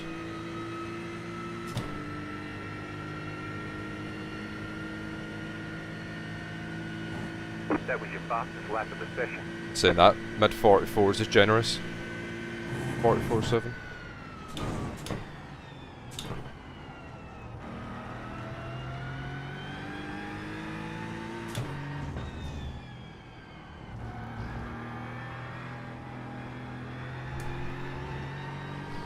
Where are those guys? Who to Job? So Job's still racing. He's still very active and competing as he always has. Who to? I have no idea. I haven't seen the guy since 2018. Was the last time I saw him race. It was in that GTE World Championship, or was it 2019? When we had the GTEs as the World Championship car. That's the last time I saw him race. And then Beneka's still around as well. He's just been racing on Rennsport for the last few years, and from what I've heard, he's not a huge fan of how iRacing is currently, so that's why you don't really see him much. But he done a race with Moritz last week at Spa. Those guys were on a GT3 fix together. Then Beneka came back, so... But yeah, I think he's doing Rennsport stuff now for the foreseeable, because that championship kicks off at some point. Usual from Rennsport though, nobody has a fucking clue what's going on with them. It will just be on one day and you'll be like, oh, I guess that started. I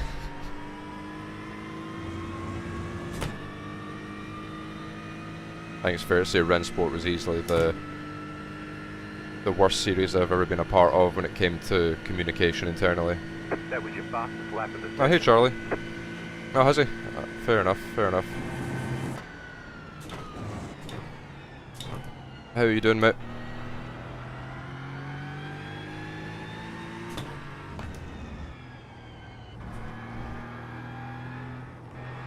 My Rennsport Summit teammate for that content creator race. You done me so dirty in that race, Charlie. So dirty.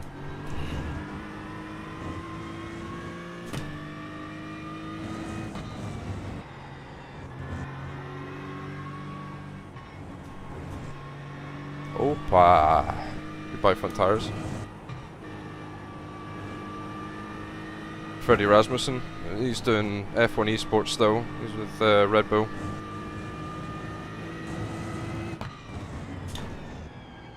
With Otmir.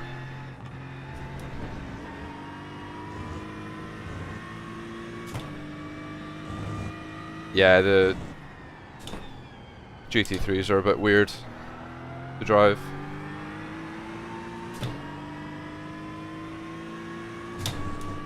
I caught a little bit of your race earlier in the week. Should be prepping brands. Is it the GB finale? Opa!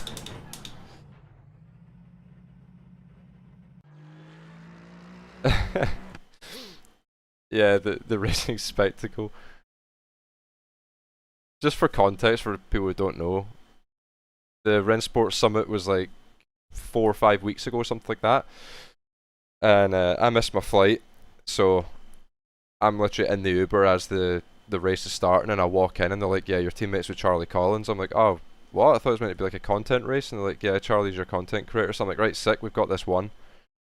And we're doing like GT1s at Le Mans or something, and after 3 laps we need to do a driver swap, and Charlie hands me the car with 38 off tracks in like 4 laps, and I had like 12 off tracks left for the last 3 or 4 laps. I was absolutely fuming. Man just took the iRacing line in every single corner, was just picking up like 3 off tracks a sector. I was so pissed.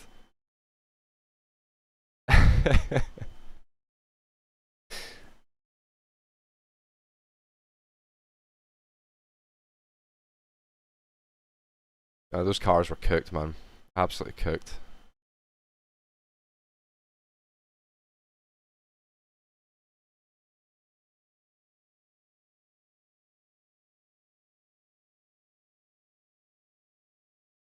If I speak, big trouble. Yeah, that's fair enough, mate. That's fair enough. Hey, thanks. Yeah, having a very good time at Drago so far. I'm yeah, really enjoying it. It's good to be back with a few old a few old friends and a lot of new faces, but it's been yeah, really good so far. Been a massive help. I've had a lot to learn, but yeah, these guys are a really, really good group of lads. Really, really good. Should be an exciting year.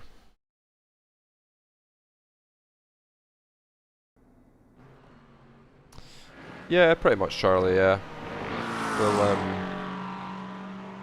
we'll see what the whole PESC thing's looking like. I'm still undecided if I'm gonna try for PESC or not. I'm liking the look of the IndyCar series, but the time that those guys race at, like 1 in the morning, it's a little bit tricky for me. But yeah, like for now, it's definitely special events and so like all the GT3 stuff. Yeah, Charlie's already got the full schedule. They've got the full schedule, all the weather samples done. Those boys are prepping for round 4.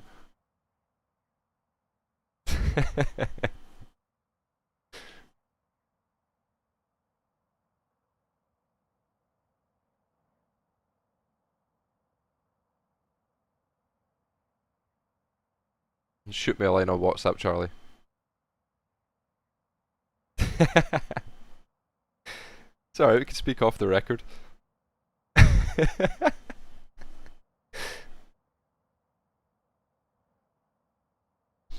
It must be tough. It must be tough, like, having so much that you want to say, but can't.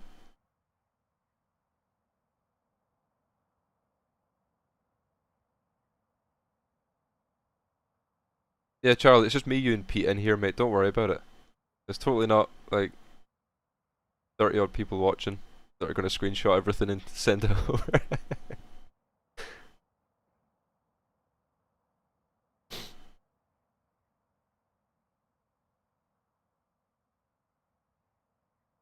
to be honest, like, I fully predict. Why am I in this practice session? What am I doing? I'm meant to be doing quali. I predict that it's going to be slightly different.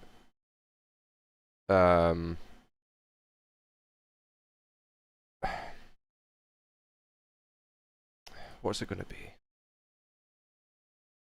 I'm trying to think like what Porsche would want to do differently. Yeah, pre-Q and a mission R, that's one way to shake things up for sure. I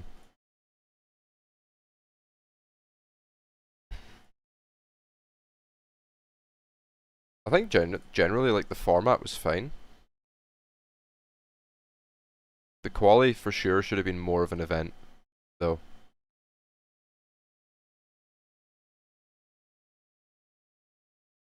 This one lap queue stuff needs to go. Quali needs to be an event in itself. You know, the same way people tune in to watch F1 quali. Sure, the viewing numbers are always going to be higher on the race, but I mean, at the minute, like any esports event, be it special events or PESC or whatever, is just like the broadcast starts, the commentators do their intro, and then it's like you look at the timing tower and the quali's finishing. There's like 30 seconds left on the clock. You're like, well, I've not even seen quali. You know, it's just PESC. It's not as bad, but yeah, like, it just feels like quali is just there because it has to be. You know, whereas it should be, I don't know, like a 20-30 minute session. You know, do as many laps as you like. I always propose that with PESC they try and do like a knockout format. If you want to do a super pole, that's fine, but do like a knockout format first, where you do like a Q1, Q2, Q3, like F1 format. I mean, PESC is what, 30 cars? You knock 10 out in the first session, knock 10 out in the second, then you got a 10 car super pole. It's not very difficult, you know. Yeah, they need to do separate sessions as well, and it's a bit more legwork for stewards, which we all know is they don't really want to do, but I don't know.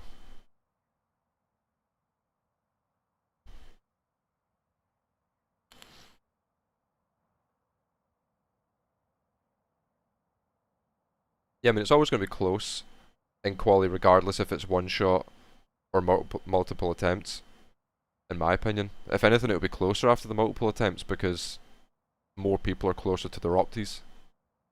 You know, if you look at everyone's lap times, if you take everyone's PBs from practice, 20 guys are within a tenth and a half most weeks.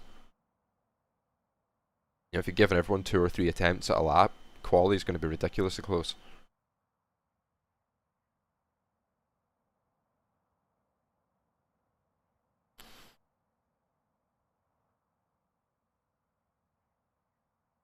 Yeah, that was a shockingly bad format. What they did in 2023, that should never have happened.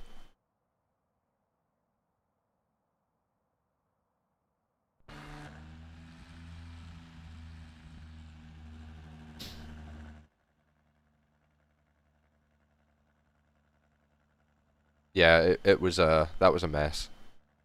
That was the definition of a half-assed attempt to make quali into something. You know, that it was poor. But yeah, you do like a 10-15 minute open session, then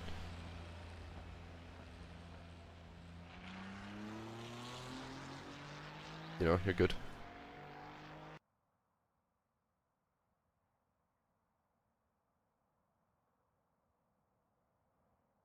Everyone's on track at the same time.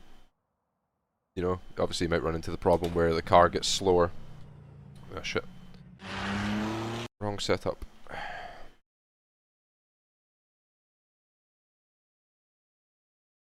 Yeah, I mean there's draft minions, yeah, I mean you can always make it, I guess if you want to avoid that, you just make it lone quali and just increase the time limit and the lap allocation. You know, that's...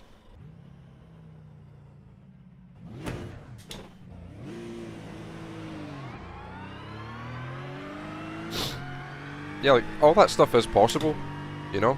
It's all possible with an iRacing. It can be a little bit cumbersome to set up, sure, but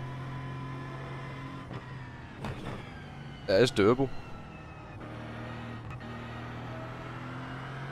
yeah, it's. I mean, I think part of it's laziness. The other part potentially is, you know, what the length of the broadcasts are agreed to in the contract. You know, or Porsche saying we're going to pay for this broadcast to be 2 hours long, and then, you know, they get obviously their amount before the start of the season or whatever for 2 hours per race. You know, 16 hours of broadcast, whatever. If you're doing 8 races at 2 hours, so they can't increase the session length because it's not been paid for. But yeah, I don't know.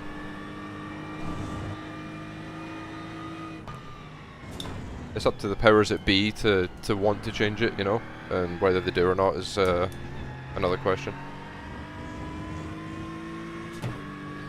Yeah, I mean, even 2 queue attempts would be better than nothing, you know. Just make it 20-minute session, unlimited laps. You know, if you want to do 6 out laps for 1 push, you fire away. You know, you run that risk. Opa.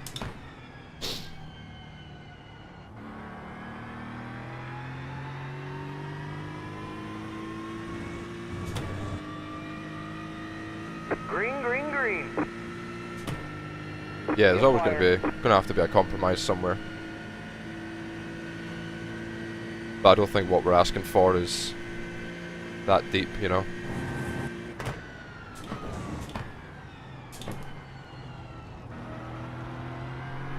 It's not rocket science.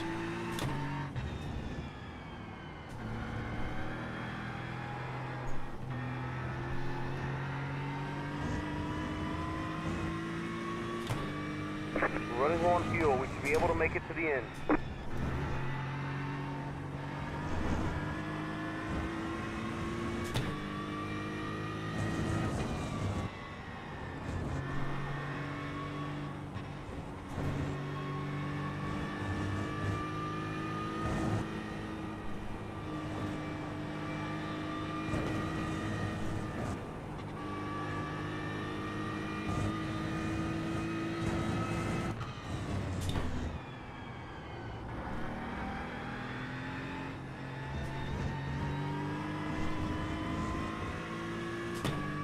Yeah, exactly. The NEC quali is 30 minutes, unlimited attempts. But even then, it's still a 1 lap quali.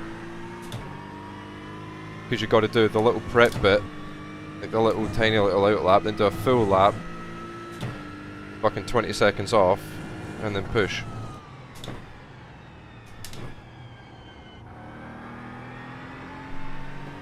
Opa.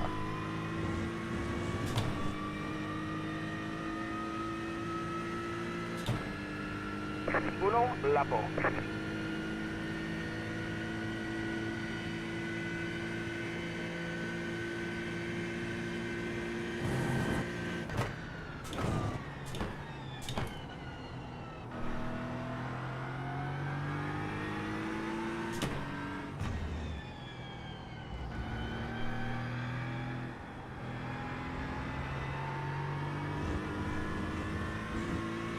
You have about 1 lap of fuel left.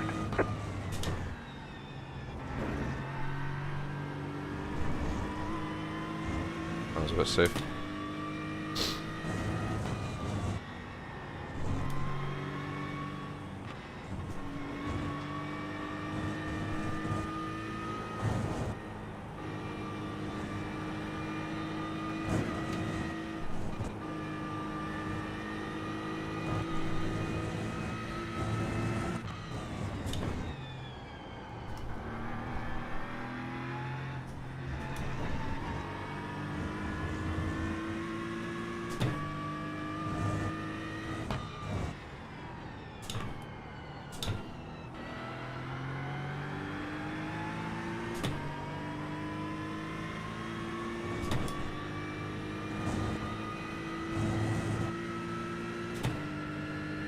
Yeah, that's always an option as well. I mean, I've always said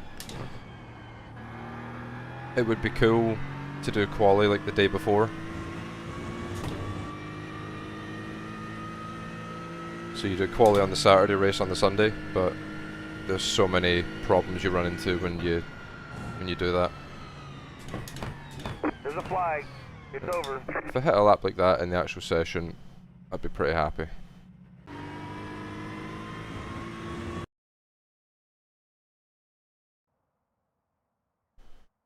I've got 10 minutes. Do one more run, go to the toilet, and then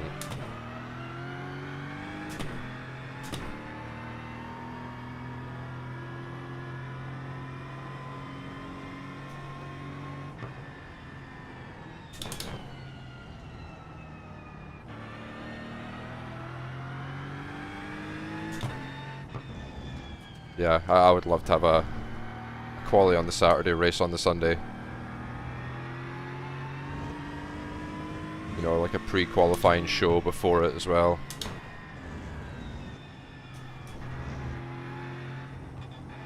And then before the race, the broadcast goes live like an hour before the race, and they have like a build-up show, and they go over quali from the day before. You know, they have time to do interviews after quali that they can then show on the broadcast to fill that time. So much potential. It just takes a little bit of extra effort that unfortunately likely won't happen ever.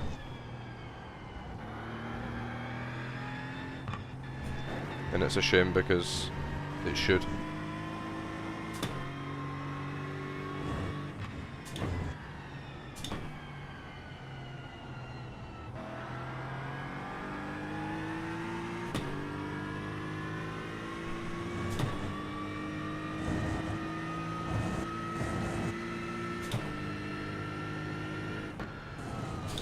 Yeah.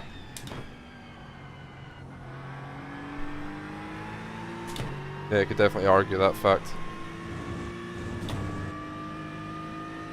Green, green, green. Give me a flyer.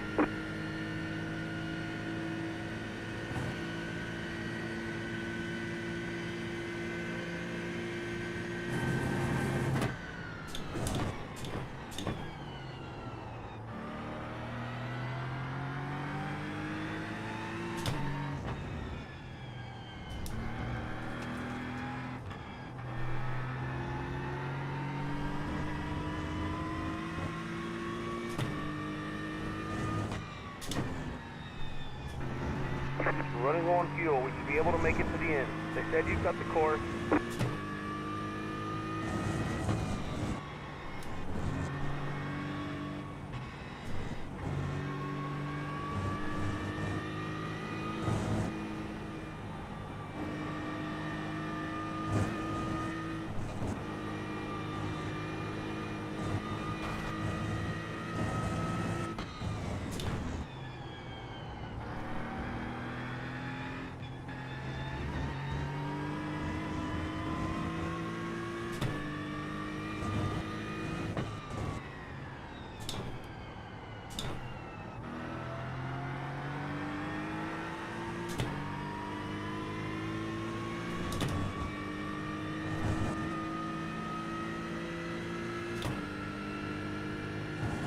Good question, Cal. I'm not 100% sure. I think it's probably a little bit of column A, a little bit of column B. But I don't really know who's primarily responsible for all that kind of stuff. Uno lapo. 43.9 lap 1. No off track, but even still.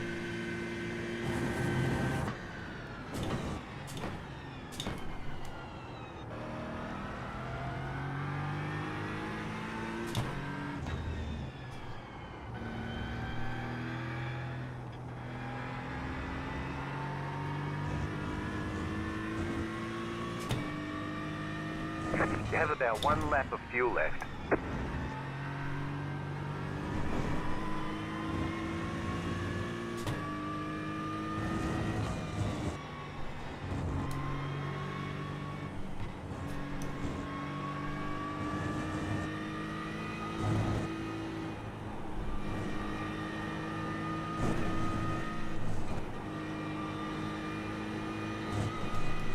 Ah, shit.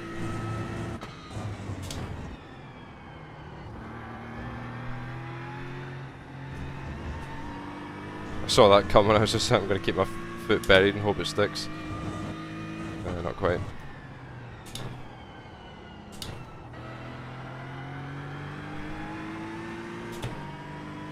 Hey Carl, yeah, I'm doing pretty good, mate. How about yourself?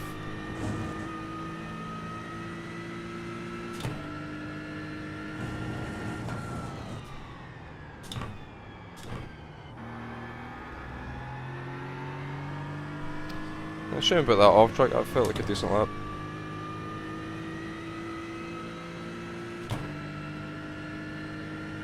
Yeah, you'd think.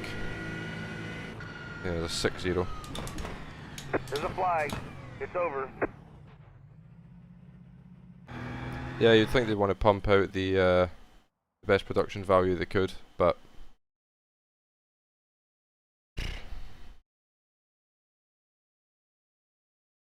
right, I'm going to nip to the toilet quick before this race, so I'll be right back.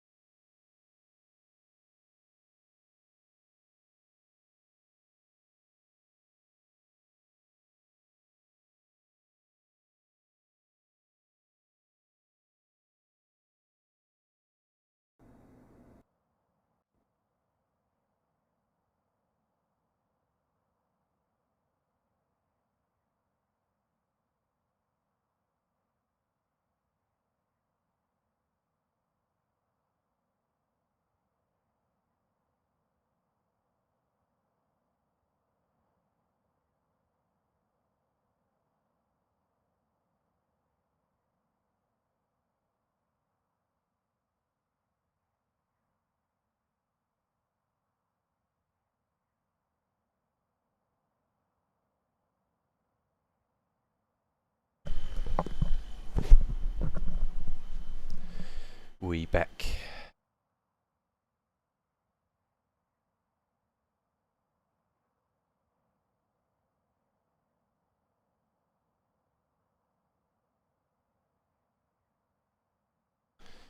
Still got 2 minutes, nice. Sit and chill.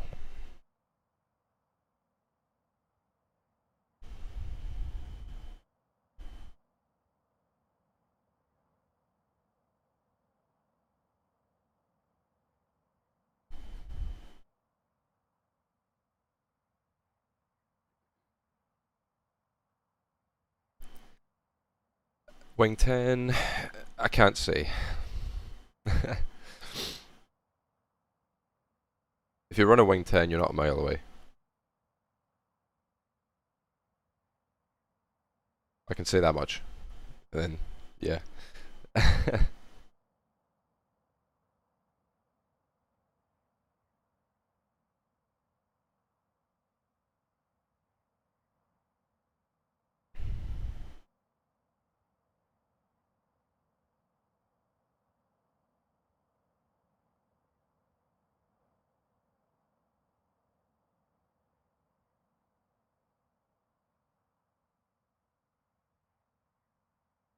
Yes, if you sub on Twitch, you do get access to setups. I haven't done any for a while just because I've been really busy with some Drago stuff, and I was on holiday last week as well.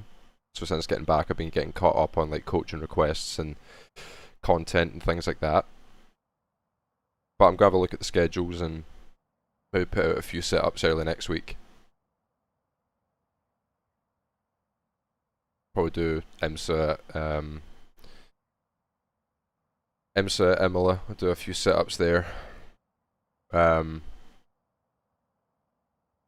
And I'll consider doing P Cup as well, but we'll see.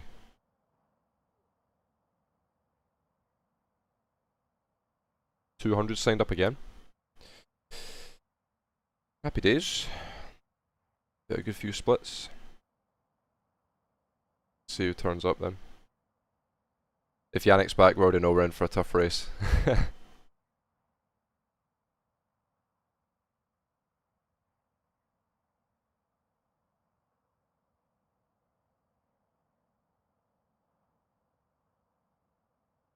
Come on, where's my race button?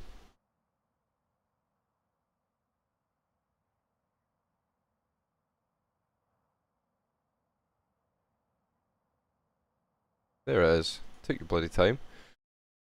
Fucking hell.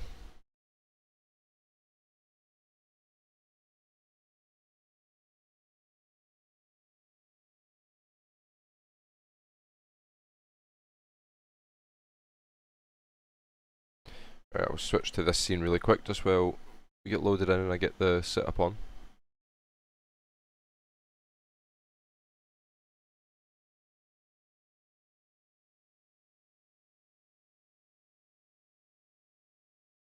Ow. Got hair stuck in my headset. Just pulling my hair out.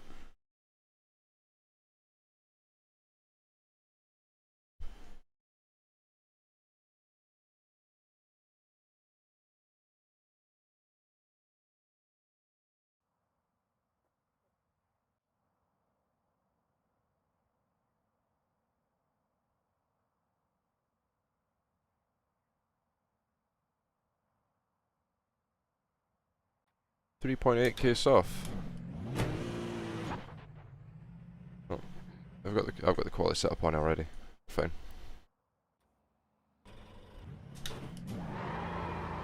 Opa.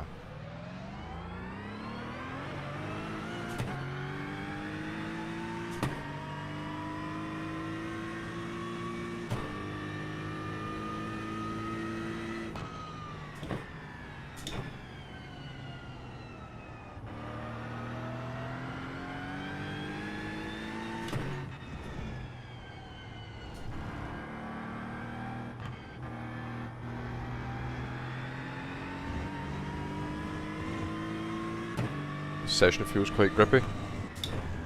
Not very much wind either, which I'm happy about. I don't like the wind in this game. Opa! No Yannick, no party. Yeah.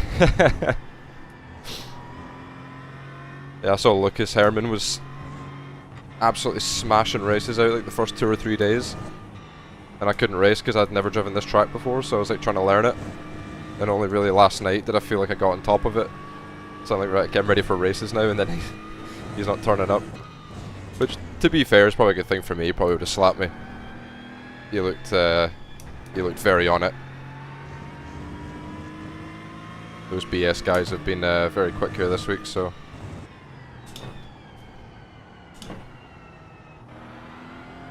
Yannick's very quick as well. He's had a good week, from what I've seen anyway. Yeah, if you're interested in coaching, just shoot me a message on Discord. You either shoot me a DM or you can go into the book and request channel in my Discord.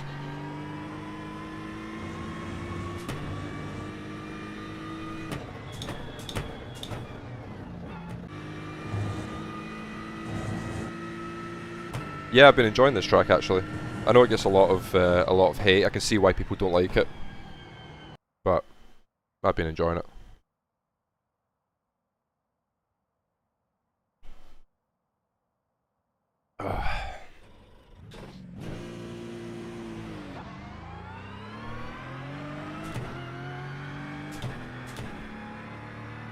Yeah, one mistake and it's over. Yeah, it's not a very forgiving circuit, that's for sure.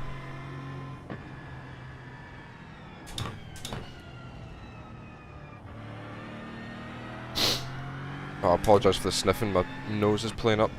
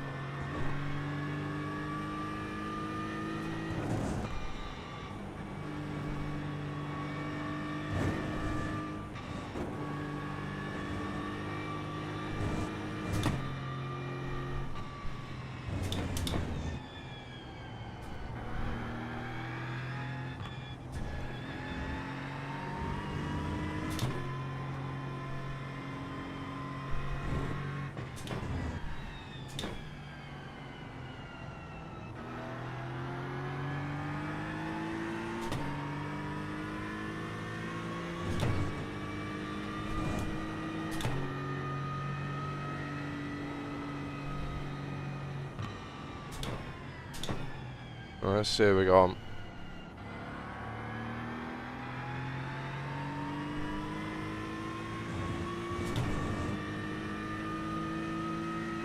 Green flag, green flag. Give me a flyer.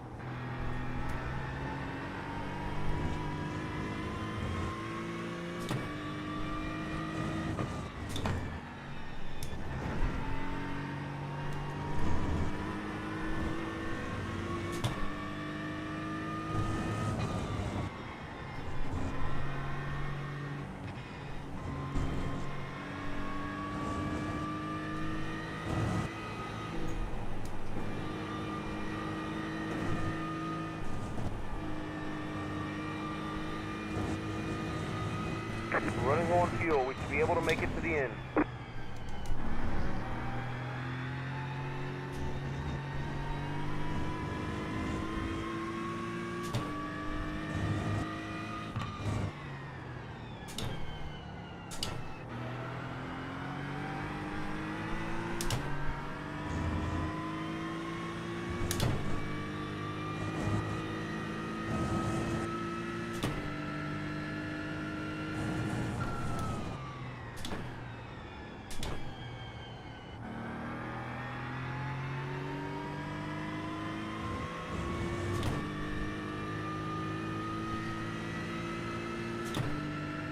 Uno, lapo.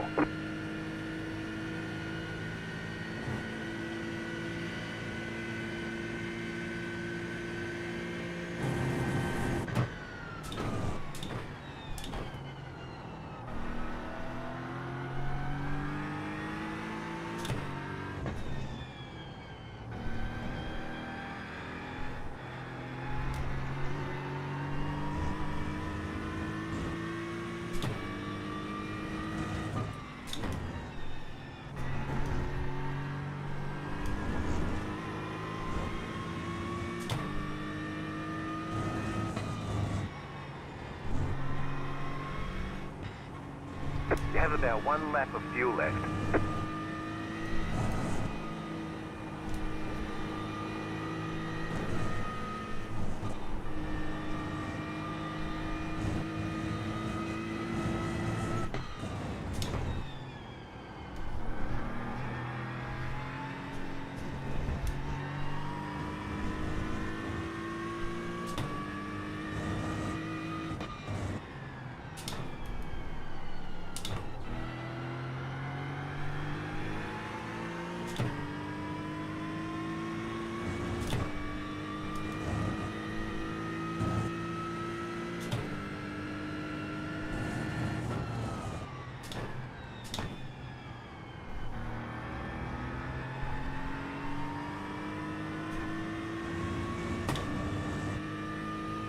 The last sector was poor.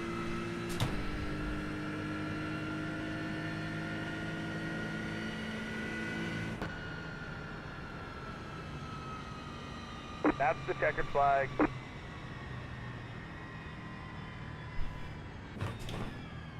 I lost like a tenth in the last sector, at least. That was quite a quick session. I reckon a 43.5 is on in these conditions. Yeah, thanks, Stiggus. It wasn't bad, don't get me wrong. It's just the last sector I'm not very happy with, but the rest of the lap felt good. Like, had good grip. Just a little bit under the limit in the last two sectors. I was worried about the a bit worried about the wind. It was gusting quite badly with the tailwind in some of the key areas, so I didn't want to drop the car and throw the lap away. So I just underdrove it a little bit. It's one of those things.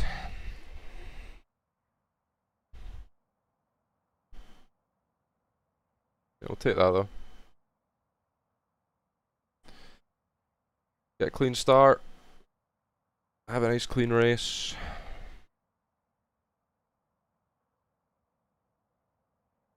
hopefully stay out of trouble.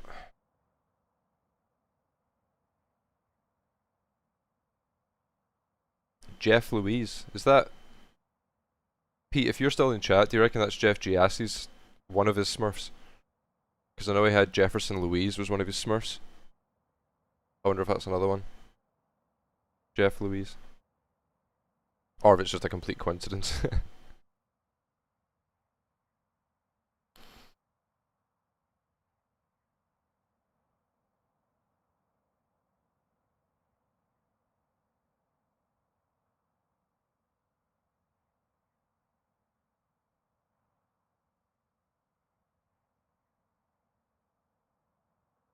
Right, question for chat. If I'm going to do a few setups next week, what setups do you guys want? I can do like GT3, P Cup, GT4, any of that stuff.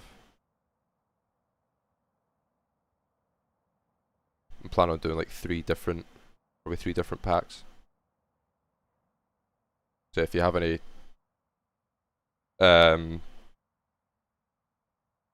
what's it called? If you have any requests, just stick them in the chat.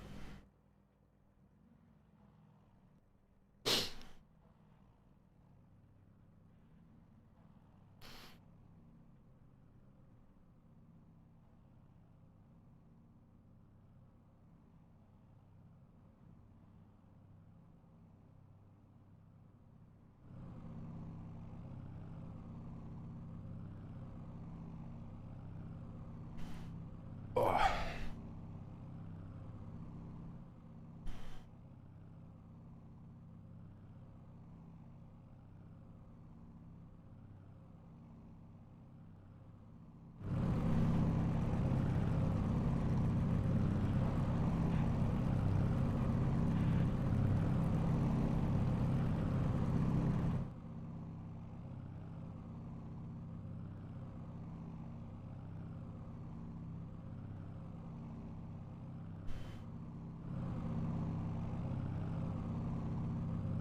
Couple of higher I-rated guys down the back there.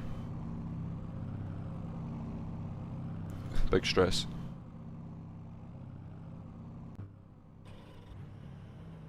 Green flag, next time by. Line up on the right side. Pit road is closed. Is everyone waiting for me? No.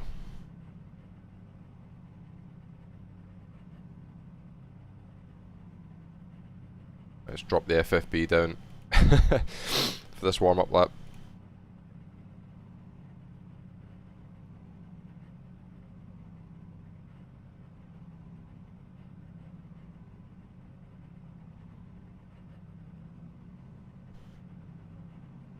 Set our pit stop up as well.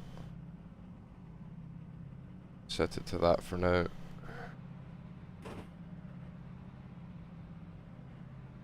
Alright.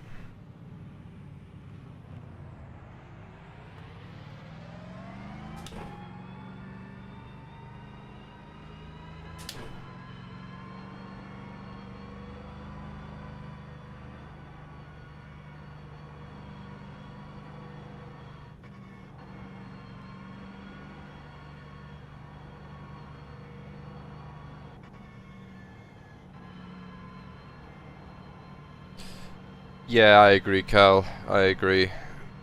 It's just the logistics of having like a weekly BOP would just be a complete nightmare. iRacing would have to hire like between 5 and 10 people to go BOP testing every week, and they would have to be like capable drivers as well. You know, you'd have to be guys who are able to match the top times or get within a couple tenths. And those guys are hard to come by, you know. So yeah, for sure, it is frustrating, but it's just the nature of iRacing officials. Unfortunately, it's one of those things. For them, it works as well. Like, you know, you have like a one car or one make cup for a week, then the next week it's the Ford, and then the week after that, you know, you go to Daytona or something and it's the Porsche, or you go to Miami and it's the Porsche, and then somewhere else it's might be the Merc. You know, so for iRacing they're making sales on every car because people keep buying them just so that they're competitive. When in reality, majority of people that are following that trend and driving the meta car don't actually need to. You know, I've always said, if you're not right at the absolute limit, don't worry about what car you're in, just pick the one you're most comfortable in. You know, so for example, if you're like a 2K guy who, you know, is competitive and wants to win races and stuff like that, if you're not comfortable in the Aston, don't pick it. Just go in the Merc. If you're quicker in the Merc, then drive the Merc, you know. It's only really if you're like 5-6K plus, something like that, then it sort of comes into effect, but well, in your case, Sander, then, you know, just drive whatever feels most comfortable to you. Like, at the end of the day, the pace of the car isn't going to influence anything. For like a 1,500 strength of field or a 2,000 strength of field, you know, you're gonna gain a lot more performance out of that race from driving something that you're comfortable in, that you can be more consistent in, than picking the it car that week that you might not like the handling of, you know. If you like the Aston, it feels the best to you this week, then, you know, happy days, but it's not a requirement for 95%, 98% of the user base, you know. But, you know, people obviously don't want to be putting themselves at a disadvantage either, like an obvious disadvantage, so I get it.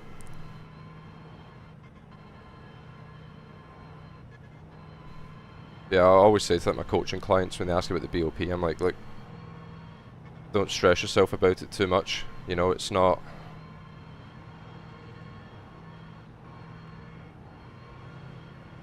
something you need to worry about right now. Just focus on what you can control and, you know, refine your techniques and things like that.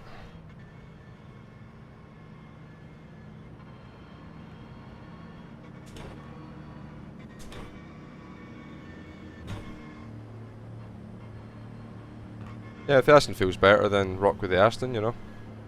It's whatever feels best to you.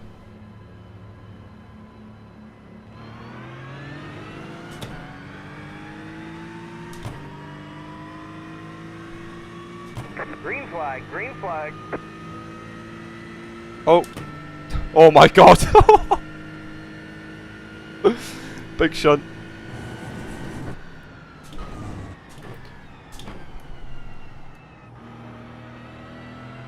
We got problems.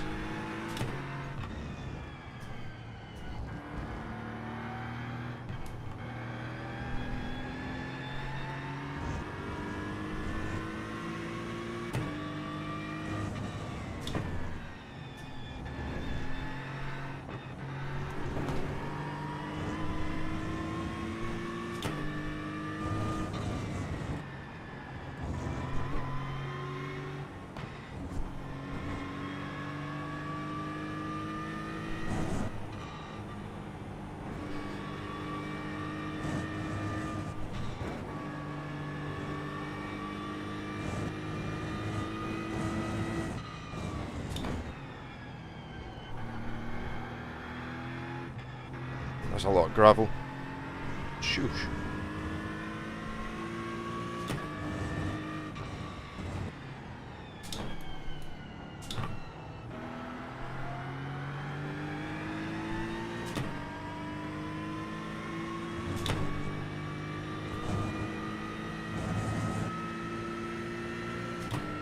Yeah, exactly, Stiggish, yeah.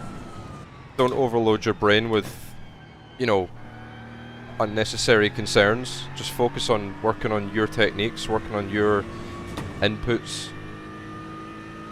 You know, there's a lot more for you to worry about in your own driving than what car you're in, you know.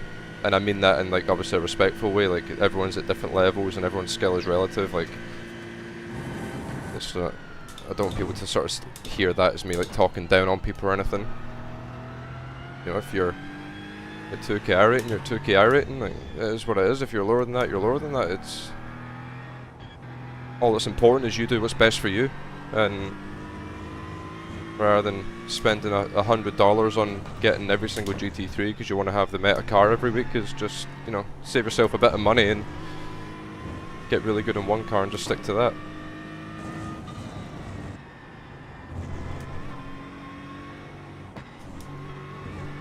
It's only really BOP is only really a conversation at the upper echelons, you know, and even then, like, it's a discussion that no one will ever agree on.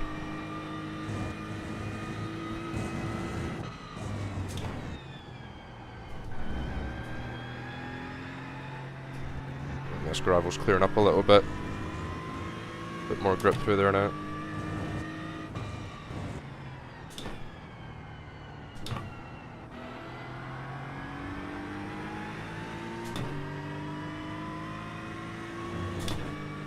Yeah, that was a big shunt at the start.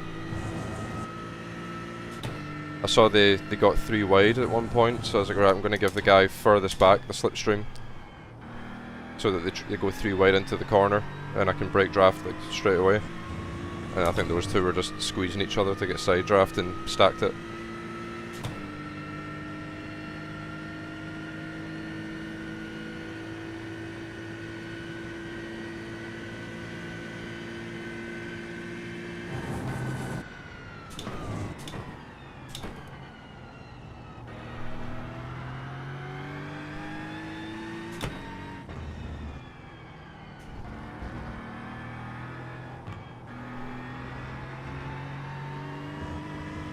Yeah, I like Mugello actually. Yeah, I've been enjoying learning it this week.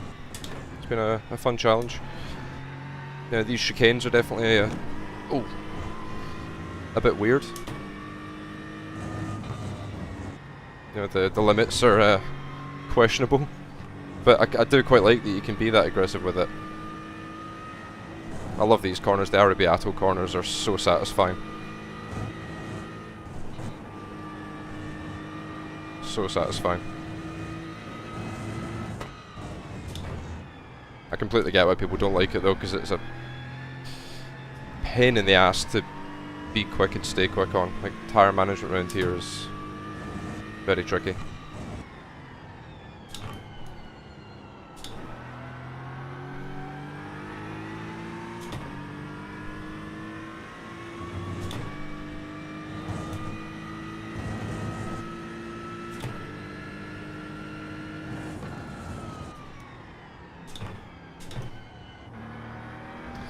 I had the right line, wrong input there.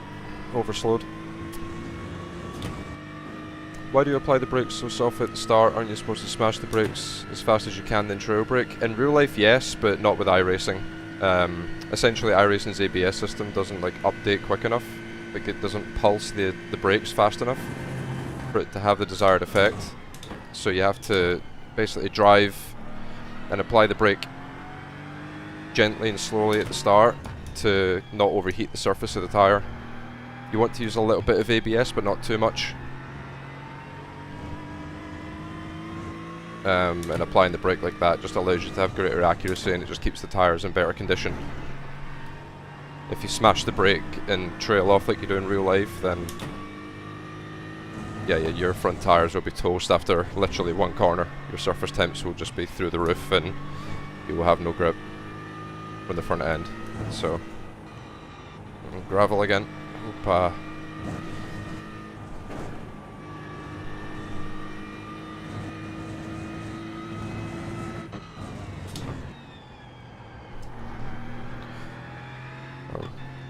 Pressing the brake too hard into that chicane. As soon as I did it, I felt the front tyres overheat.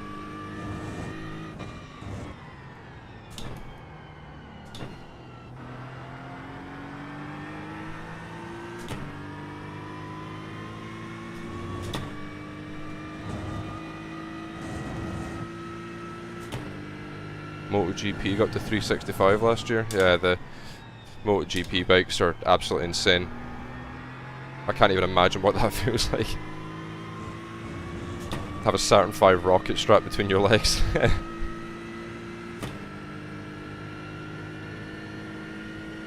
Yeah, the MotoGP guys have got to fucking screw loose.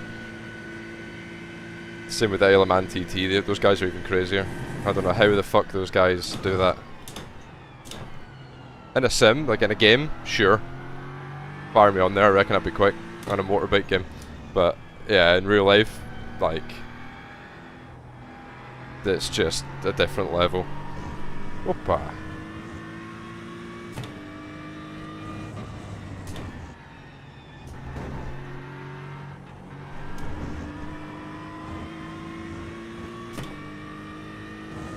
Yeah, that would be exactly why. If you're braking really aggressively, like on this tire model, you can get away with it a bit more, Bogdan. You can get away with being slightly more aggressive on the initial application. You know, over like 1 or 2 laps, but yeah, by the end of the race, it will become really tricky to drive. There we go, that was nicer. Braked a bit earlier with less peak. There we go.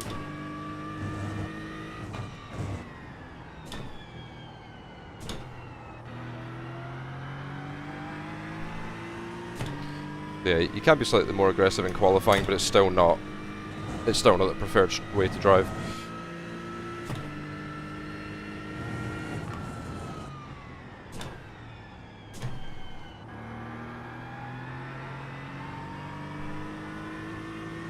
Little tailwind right as you get back to full throttle. It's lovely.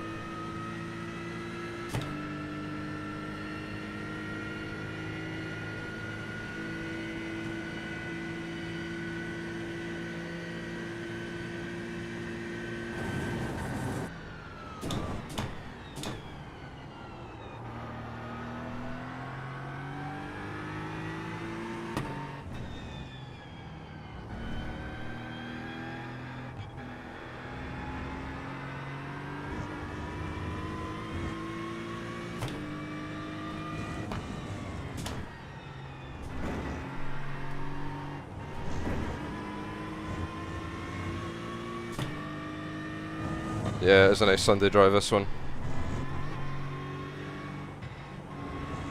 Just assume the SOF's not a bit higher.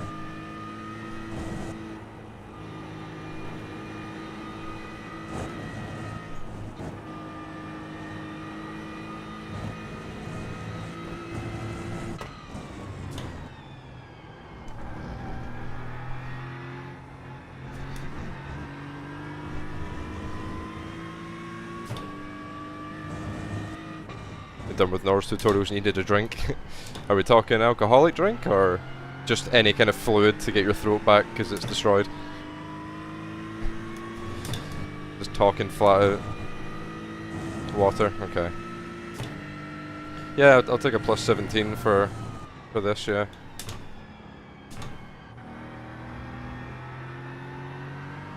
What did we get for the first one? Like 23?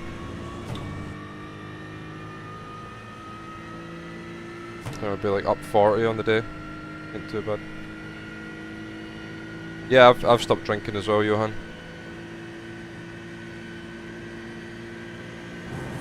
I had a drink in February. Me, John and Beth all went out. We went and got dinner and had a few bevs and stuff.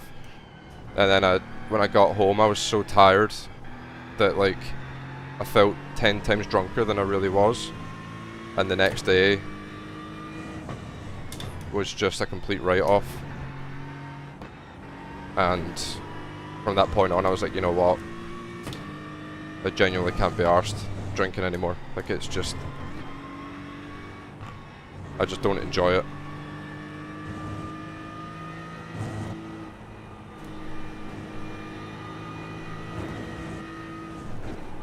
It's fun when you're drunk, but it's so expensive now.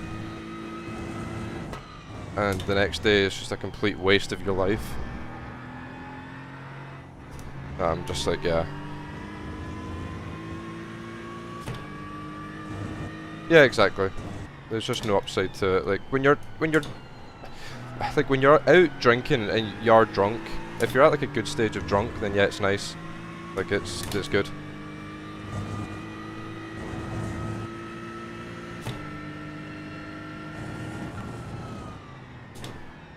Like that part is good, but yeah, like the next day is just a mess. You wake up, you feel sick, you got a headache, then you look at your bank account, it's minus 150 quid or some shit, you know, and it's just like, why? Yeah.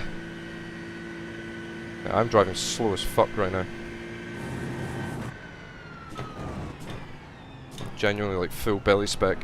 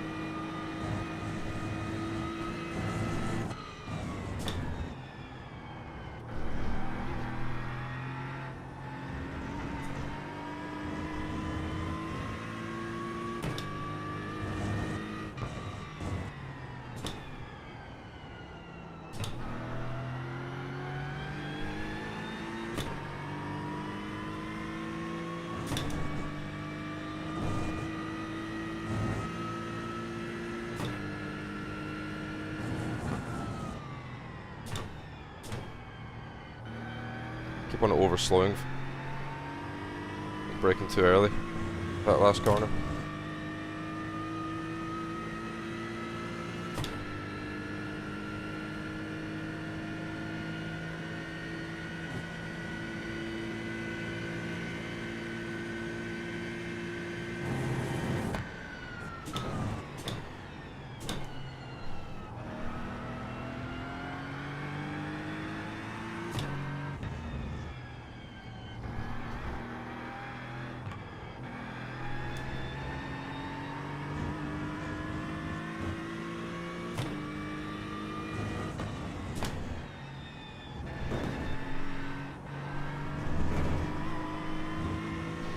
Face full of sparks.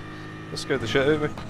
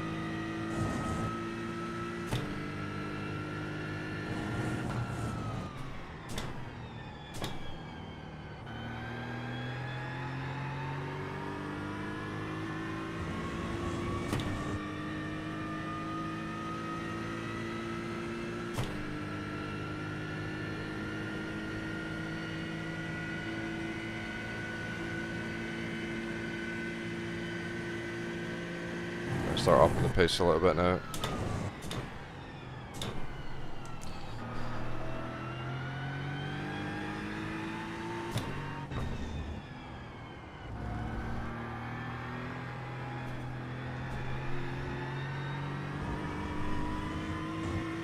Never mind.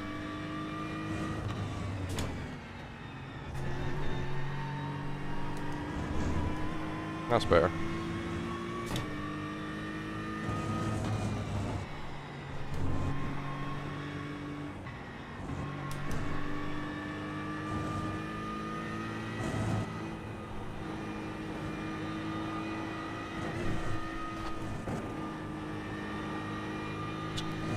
Car feels incredible right now, grip wise. It's probably because I drove so fucking slow at the start. The front tires haven't exploded.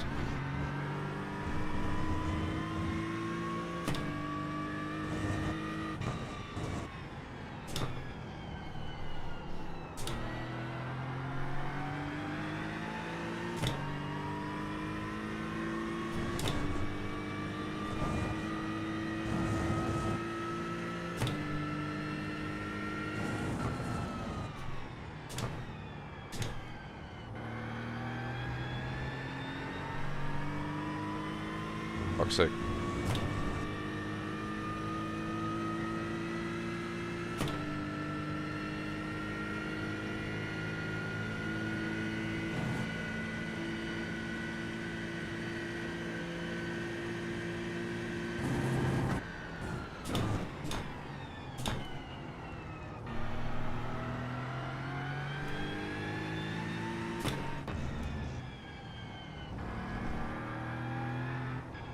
Oh, what am I doing? Just turned in way too late.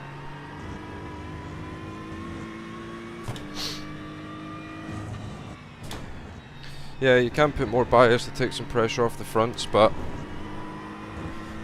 it can also lead to like snapping at the rear, which I've already got on entry in the last sector. The car gets very unsettled under braking, just because obviously I need that rotation. It's only really like whilst I'm on throttle, like as I come off the throttle it understeers quite a bit, so you've got to keep the throttle on to keep it turning.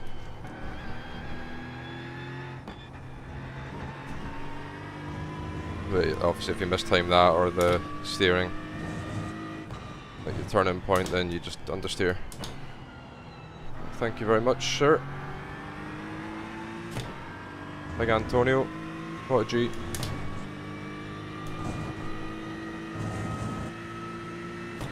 Oh, really? Is number 24 on just now? I'm guessing it is. It is this weekend, isn't it?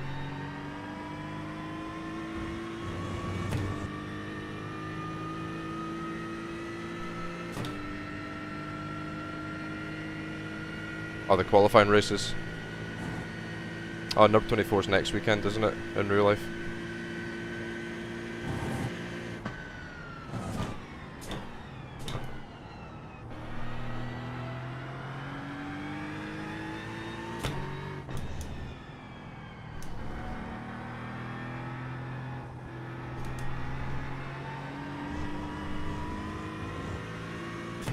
Oh shit. Car leaked fluids. That's never good. Oh no. There goes the 0x race. Fantastic.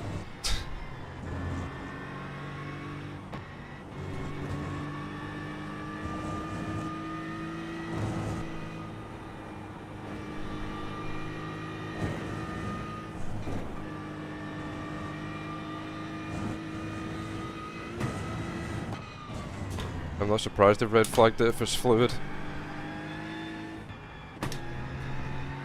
Ugh. Second did not feel good in there. I thought we'd try it. Not good.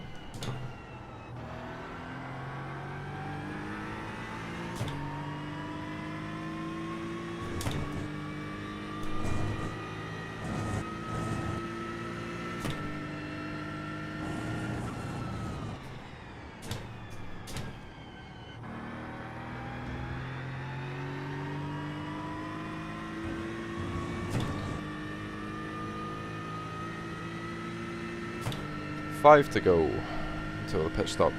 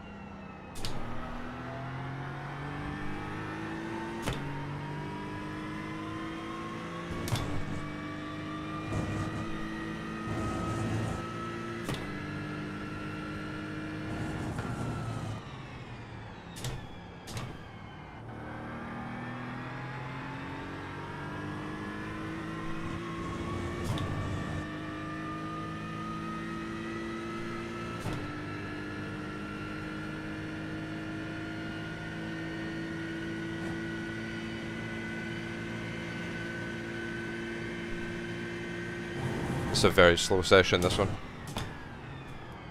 The humidity is just making the thing so fucking slow. That was not a good T1 either.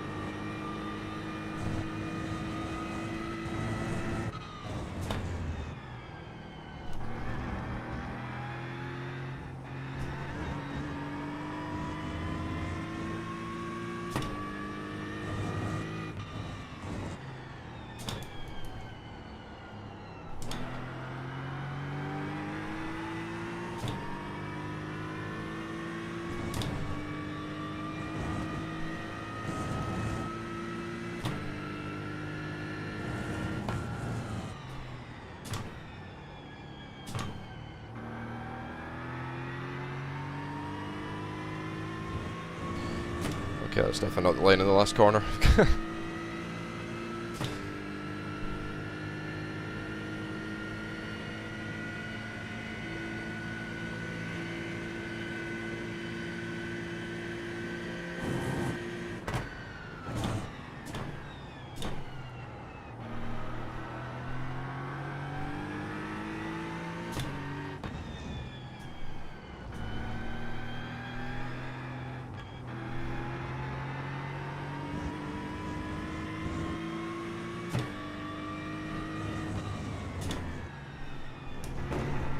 Might be a slowdown. Nope.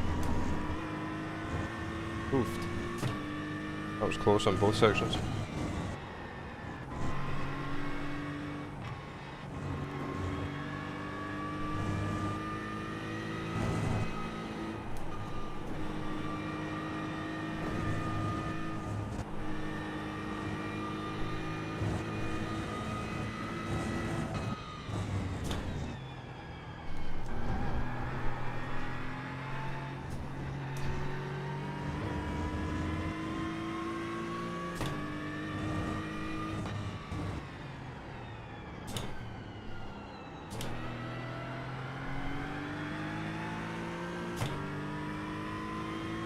Not much, Craig, to be honest. There's a massive shunt at the start behind me on the straight before we even got to T1, but aside from that, absolutely nothing.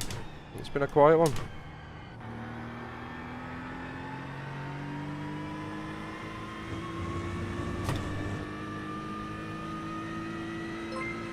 Thanks for the follow, Shay. Welcome to the channel.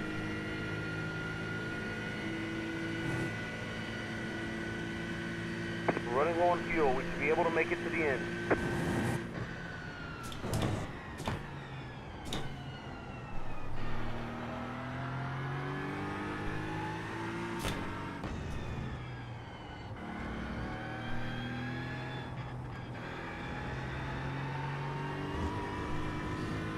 Oh, come on.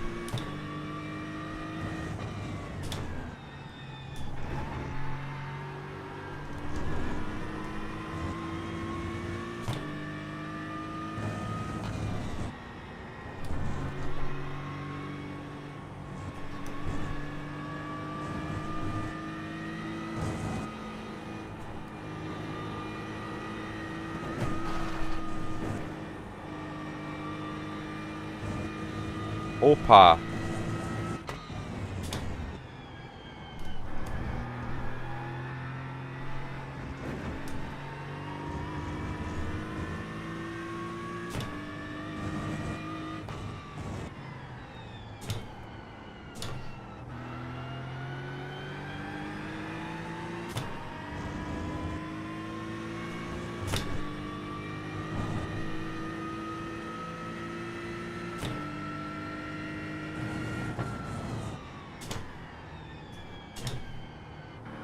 Jesus.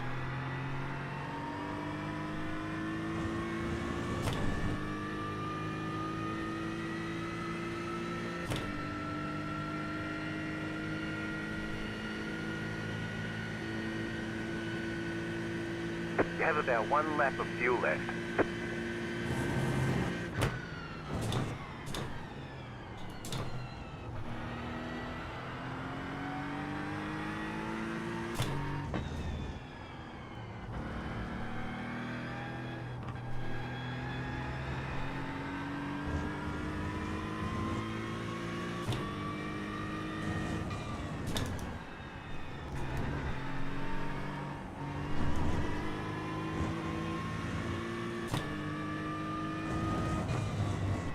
How are these guys in the Aston not going the extra lap?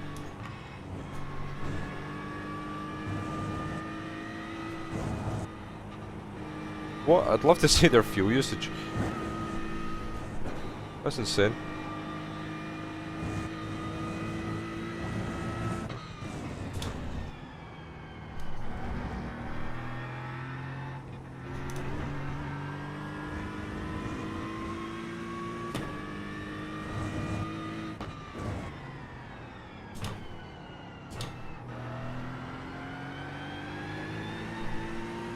Whew.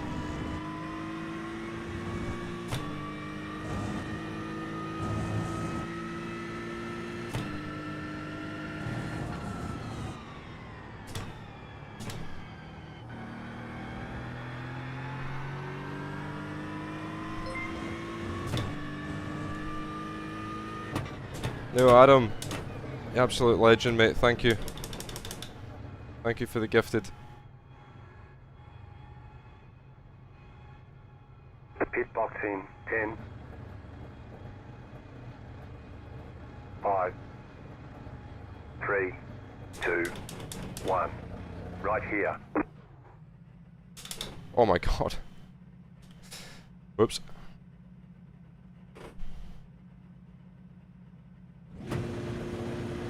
That's it, go.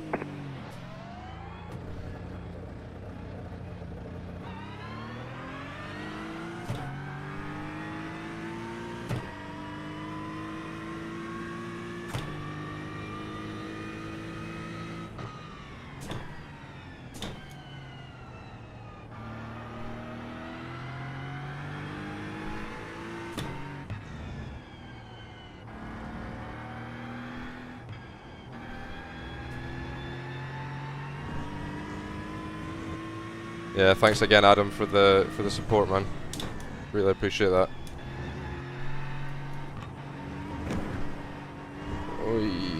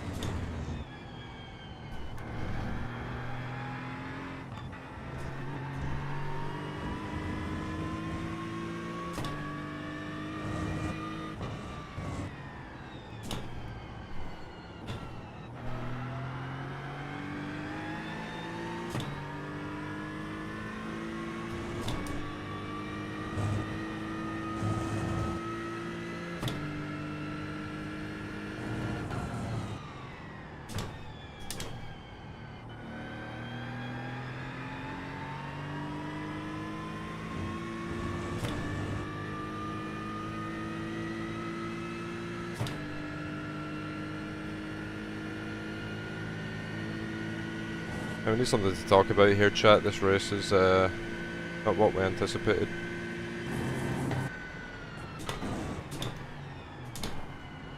What do we discuss?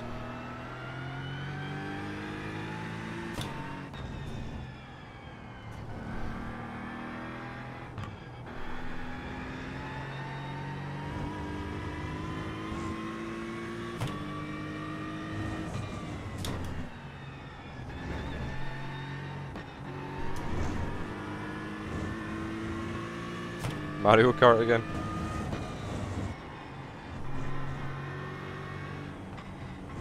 I haven't played Mario Kart in a while actually. I've got a Nintendo Switch downstairs that me and my missus used to play on it all the time. We'd do like multiplayer. And oh my god, I've never gotten so angry at anything in my fucking life than playing Mario Kart, what fucking Super Magic World 8, whatever it's called, on the Nintendo Switch. 30 seconds out front, absolutely dominating. See these fools, these wee Japanese folk flying about at 4 AM their time. I'm cooking, and then bam, 3 blue shells back to back to back. I end up like 7th. I lost some rating. You think you get like that I-rating system? I lost full. Absolutely lost full.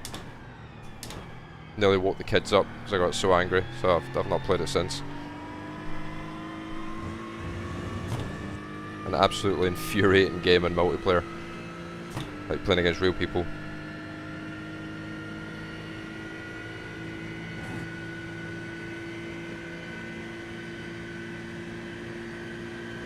Me and my missus would try and work together, but it's like so difficult. She'd be like directly in front of me, and then she would overtake someone, so I'd throw a red shell, and the red shell would ignore the person directly in front of me and hit her. And then an argument would ensue mid-race. You know, it's shit like that.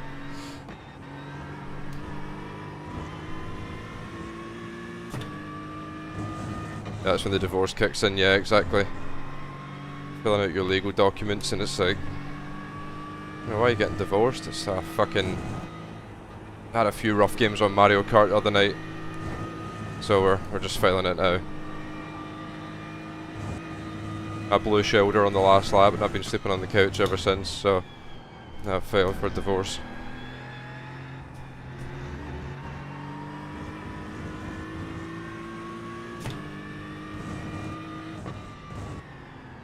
It'd genuinely be hilarious though. I'd love to like speak to a divorce, what do they call it, a divorce attorney or whatever they're called. I don't know what it's called in the UK or whatever, but I'd love to like speak to one and just be like, what is the dumbest like dispute you've ever seen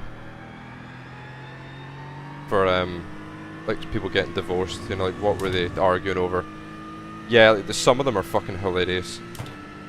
I've seen some online and it's like, you know, people arguing over half a door and things like that, you know. Some of the stuff they're arguing about, you're just like, what are you going on about, mate? It's not even worth the paper it's fucking written on. Someone's wasted their time typing that out.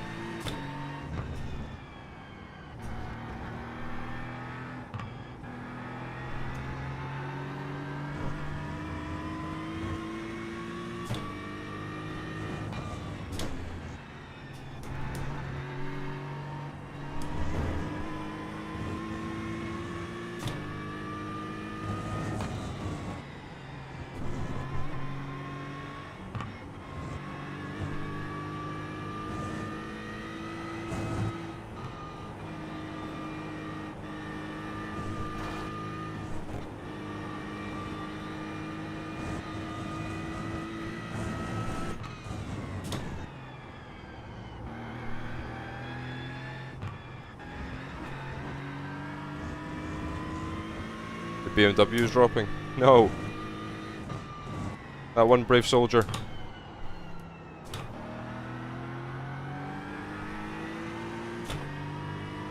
No.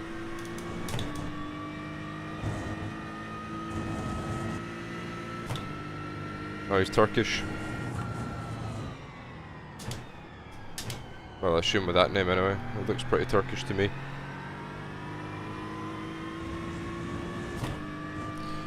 Right, 2 laps to go, thank God. Get my 17i rate and get the hell out of here.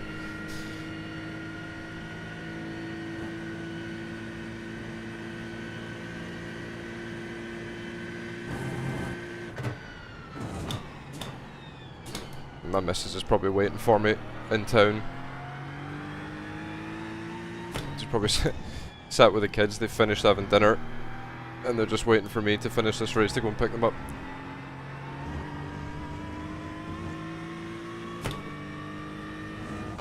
Yeah, like 17 is pretty decent considering the strength of field. We're running low on fuel. We should be able to make it to the end. Oh, the kids probably won't be complaining. Yeah, they're getting extra dessert.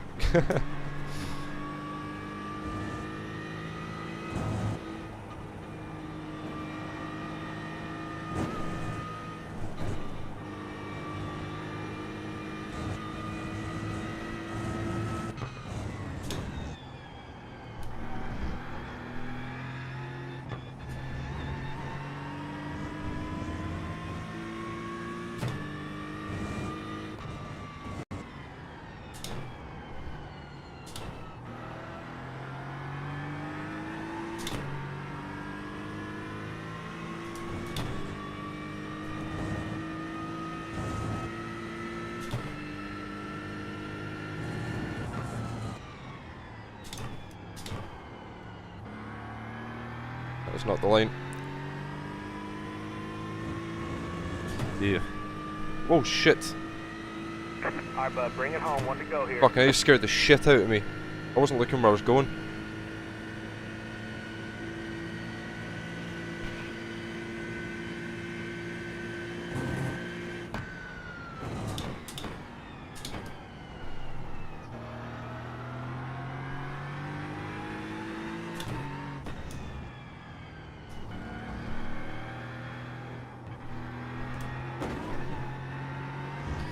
What am I doing?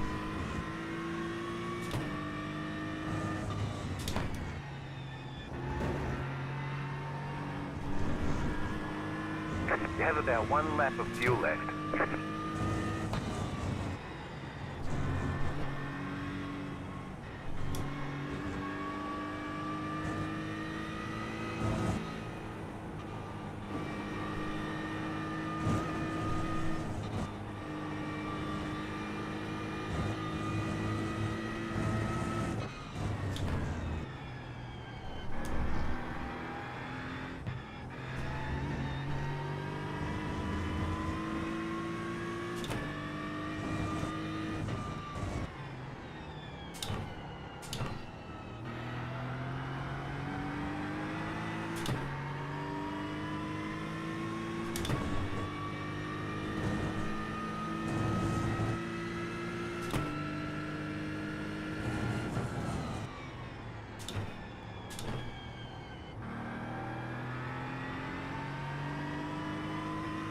I just thought actually IndyCar's on this weekend, isn't it?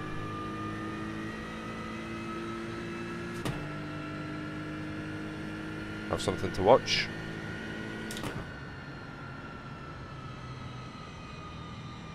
You won. And Weck and IMSA. Oh sheesh.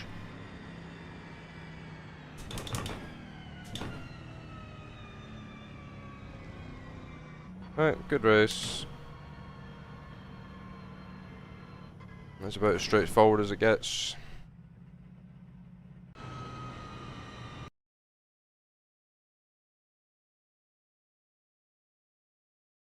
Oh.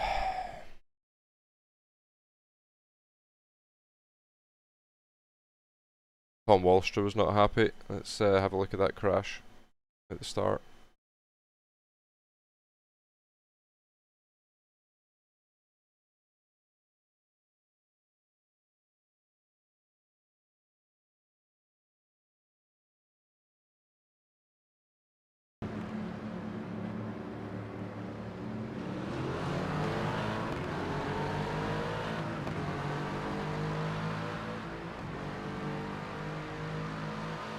Uh-oh. Oh.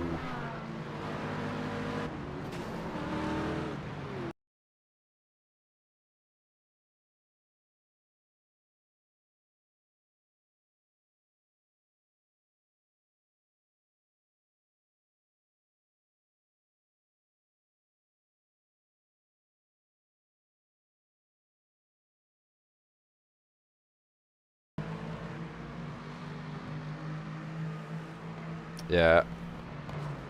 Oh, it's so unlucky for Quentin.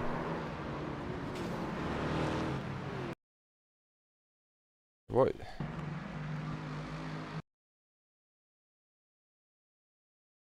Yeah, I mean, Tom's not happy about that, but he moves left to follow me, then straightens, and then starts going back to the right again. Uh-oh.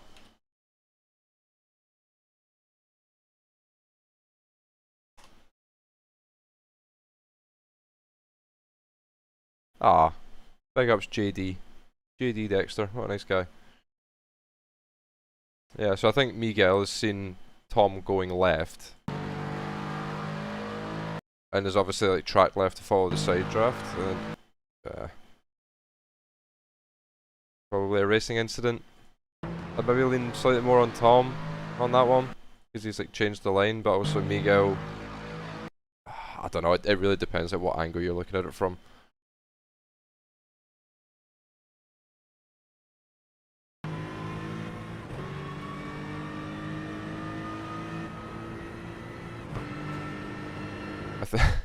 It's because I moved across to give JD draft because I saw in the mirror. I saw in the mirror that he was like alongside 3 wide, so I was like, right, I'm going to give the guy furthest back the slipstream, and by moving across I've caused the shunt. Can I have coaching? Of course you can, my friend.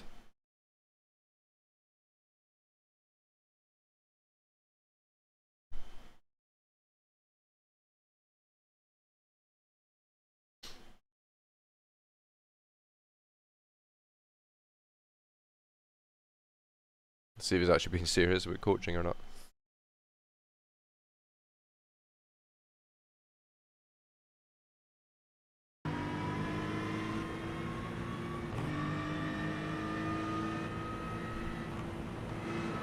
Opa!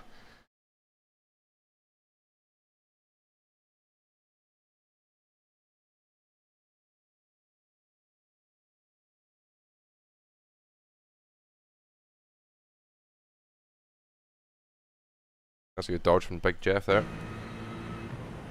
Opa! Oh.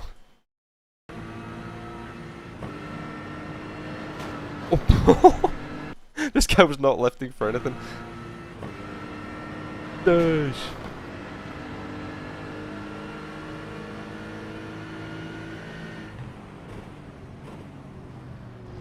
Oh my god.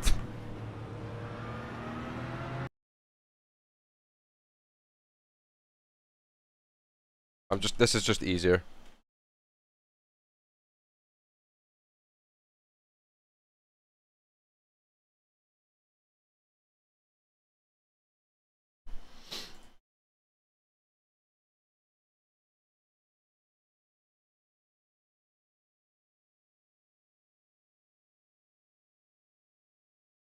It's just easier to do it that way.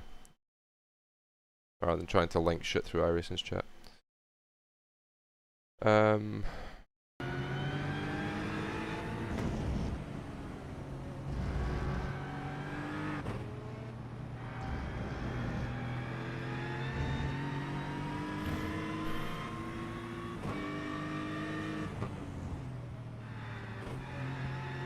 Anything else happen on that one?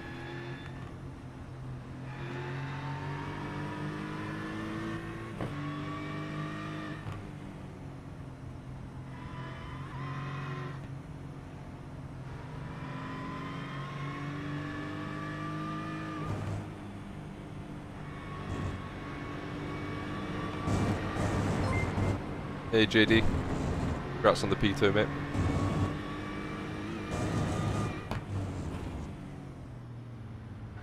So, there you go, that's my Discord server link. If you click on that, then you can find me through there. You can either DM me or put it in the request channel. Yeah, thanks mate. I'll show you a lap if you want. See if it helps you out.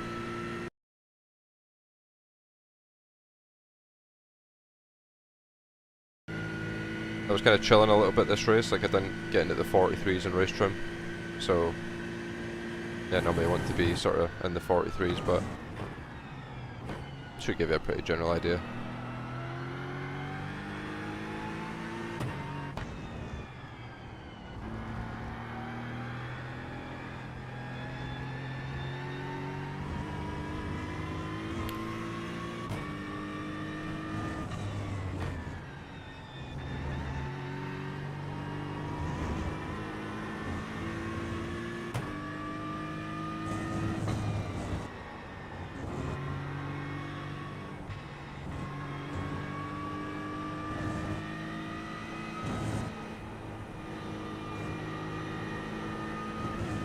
Right, I've got to go, gents.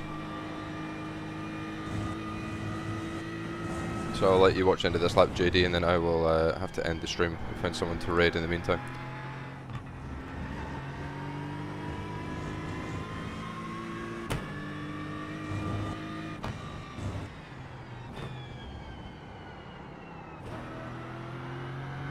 I will raid Mr. Malone.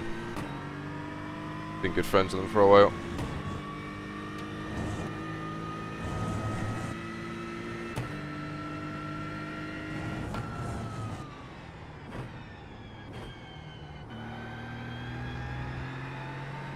Alright everyone, thank you so much for all the subs, all the follows and everything, all the support. I appreciate that second race wasn't too interesting, but yeah, I appreciate you guys sticking with it. So yeah, massive thanks for all the support guys, and yeah, quickly we'll see what the iRating gain was. I think it is 17. We'll see where we're at. Yeah, 17. We'll take that. Very nice, very nice. Right guys, thank you so much. I may be back on tomorrow for some races, so keep an eye on the old account. See if we'll go live tomorrow, but yeah, thanks.